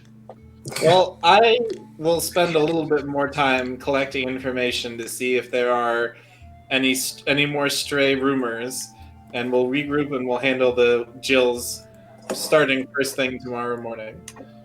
Fair enough. I'm going to collect some rumors as well. Okay. Is that diplomacy? Yes, diplomacy to gather information, which means Icar gets to roll twice and take the better. Nice. I'm also gonna look for some rumors. God dang it. It's okay. It's okay. 15 is what you needed. 6. Oh, sweet. Damn. All right, you all hear something. I need each of you to roll me just a straight D10. 6. 1. 7. 8. Not you, Dillon. You weren't involved. Oh, my bad. I just heard each of you. Sorry, I was looking at stats. All right. So going down, Sugtok hears more hubbub about how Shensen has gone missing, and people are wondering why the hell she's staying quiet in the face of such blatant disrespect for the arts, and how nobody has seen her for weeks. Tib'resh hears that the Red Jills are still occasionally jumping people in Red Roof, and there was even a gang of them that held up one of the stalls in Red Roof Market for whatever profits he'd had for that day. And Icar here's this is it looks like Thrune's bringing public excruciations to Kintargo. I can't imagine that'll increase his popularity around these parts, even if the criminals he punishes do deserve it. This dog housing thing sounds particularly frightening. It's okay. I'm getting ready to wrap things up. Dog housing. Yeah. So someone, I'm going to nudge. Who is it that heard that information? I heard about Shensen. Oh, okay. Yeah. So then I'll bug Icar and say, hey, what's dog housing? I am not certain. You've got no idea. People in Kintargo have the strangest things. But it sounds like the Red Jills are causing some more beef. We'll have to check that out. Yeah, that's what I figured. Tomorrow we'll start fresh. We'll go down and we'll start asking. Sounds good. While you guys are wrapping up and getting ready to split up or whatnot, you hear a voice saying, it's like, You, mister! And you see a small tiefling child running towards you. And he kind of turns around and says, You're Icar, Flickie, Sugtok, and Ribrash, right? It's Tib'resh. I know it's written weird. I have a little... Never mind. Sorry, reading's tough for me. It appears to be a little tiefling girl, about maybe 11 years old. What can we do, a little one? Slide up. She told me to come get you. She needs help. Who? Zaya, they grabbed her. No. Hey? And that's where I'm going to call it. No. Damn. Cliffhanger. Good. Good direction for next week. Cliffhanger. That's Will good they be shit. able to save Have her one from the character you jail? like? Guess what? Next time on Pathfinder. Guys, I've never done one of these games that was 100% RPGing and not fighting, and that was really fantastic. Oh yeah. Dillon, you gotta take like 20% off of the alcohol that you consume. You looked like you were about to fall asleep for the last half hour. I got there the last about 15 minutes. I mean, I'm tired too, but let's just be careful. About I was- at 9:30, I was like, Job, man. oh. Yeah. Oh yeah. I was specific going, okay, we're getting there. It's like, all right, let's see how close we can get to 10 o'clock. Oh, this is a perfect time. Cliffhanger. But yeah, hella good session. All right. I'll Yeah, see, that was I'll, great. I'll see you guys on the 31st, and then we will discuss how we're Did going to not work around find out. Valentine's Day. Did we do anything that You get got a- us experience? Absolutely. Allow me to. For Ooh. finding the stash hidden in the Silver Star, which, if you go back and watch the fucking videos I've been trying to steer you guys towards since episode 3. Yeah, I know. I remember you. Ah, talking Jesus about that. Christ. For resolving the situation at Clenched Jaws without an actual bar fight breaking out, Very good. and Good job, for Shattersong. recruiting Vendelfek, you all get 750 experience Oh, points. yes. Nice. Level up time. You're welcome, boys. So that's Proud of that. 5250. 5250. 5200. Yeah, 5250. I believe that's greater than 5,000. Yes, you guys level up. And Tim, I heard backstory stuff happening, so you don't get capped at $49.99 like I threatened. Yes, I have my tenets written out. I have a master. I have a story about my mother and the cactus bunch. What's the experience for the next level category? Level 4, you hit at 9,000. 9. God damn. And what's our total right now? Your total is 5250. 5250 out of 9. Just gotta roam the streets, killing. Oh shit! My base health goes up to I'm 27. And, yeah. I'm gonna figure it out. And also, at level 3, everybody gets to take a feat. Yes. So Ooh, I can take linguistics and learn that language, right? you can. You can I'm put a skill rank into that. Yes. Yeah, it's Celestial's the language you need. I'm gonna do that. So I put an extra. Tim, put a couple ranks in linguistics. Yeah, I might put more. I didn't know if I could add multiple skills to one category at once, so you can put skills wherever you want, just so long as the As long as it's- maximum All ranks right. is your level. up to your character level. Yep. So I already know Strix and Elven. What was the other one? Celestial.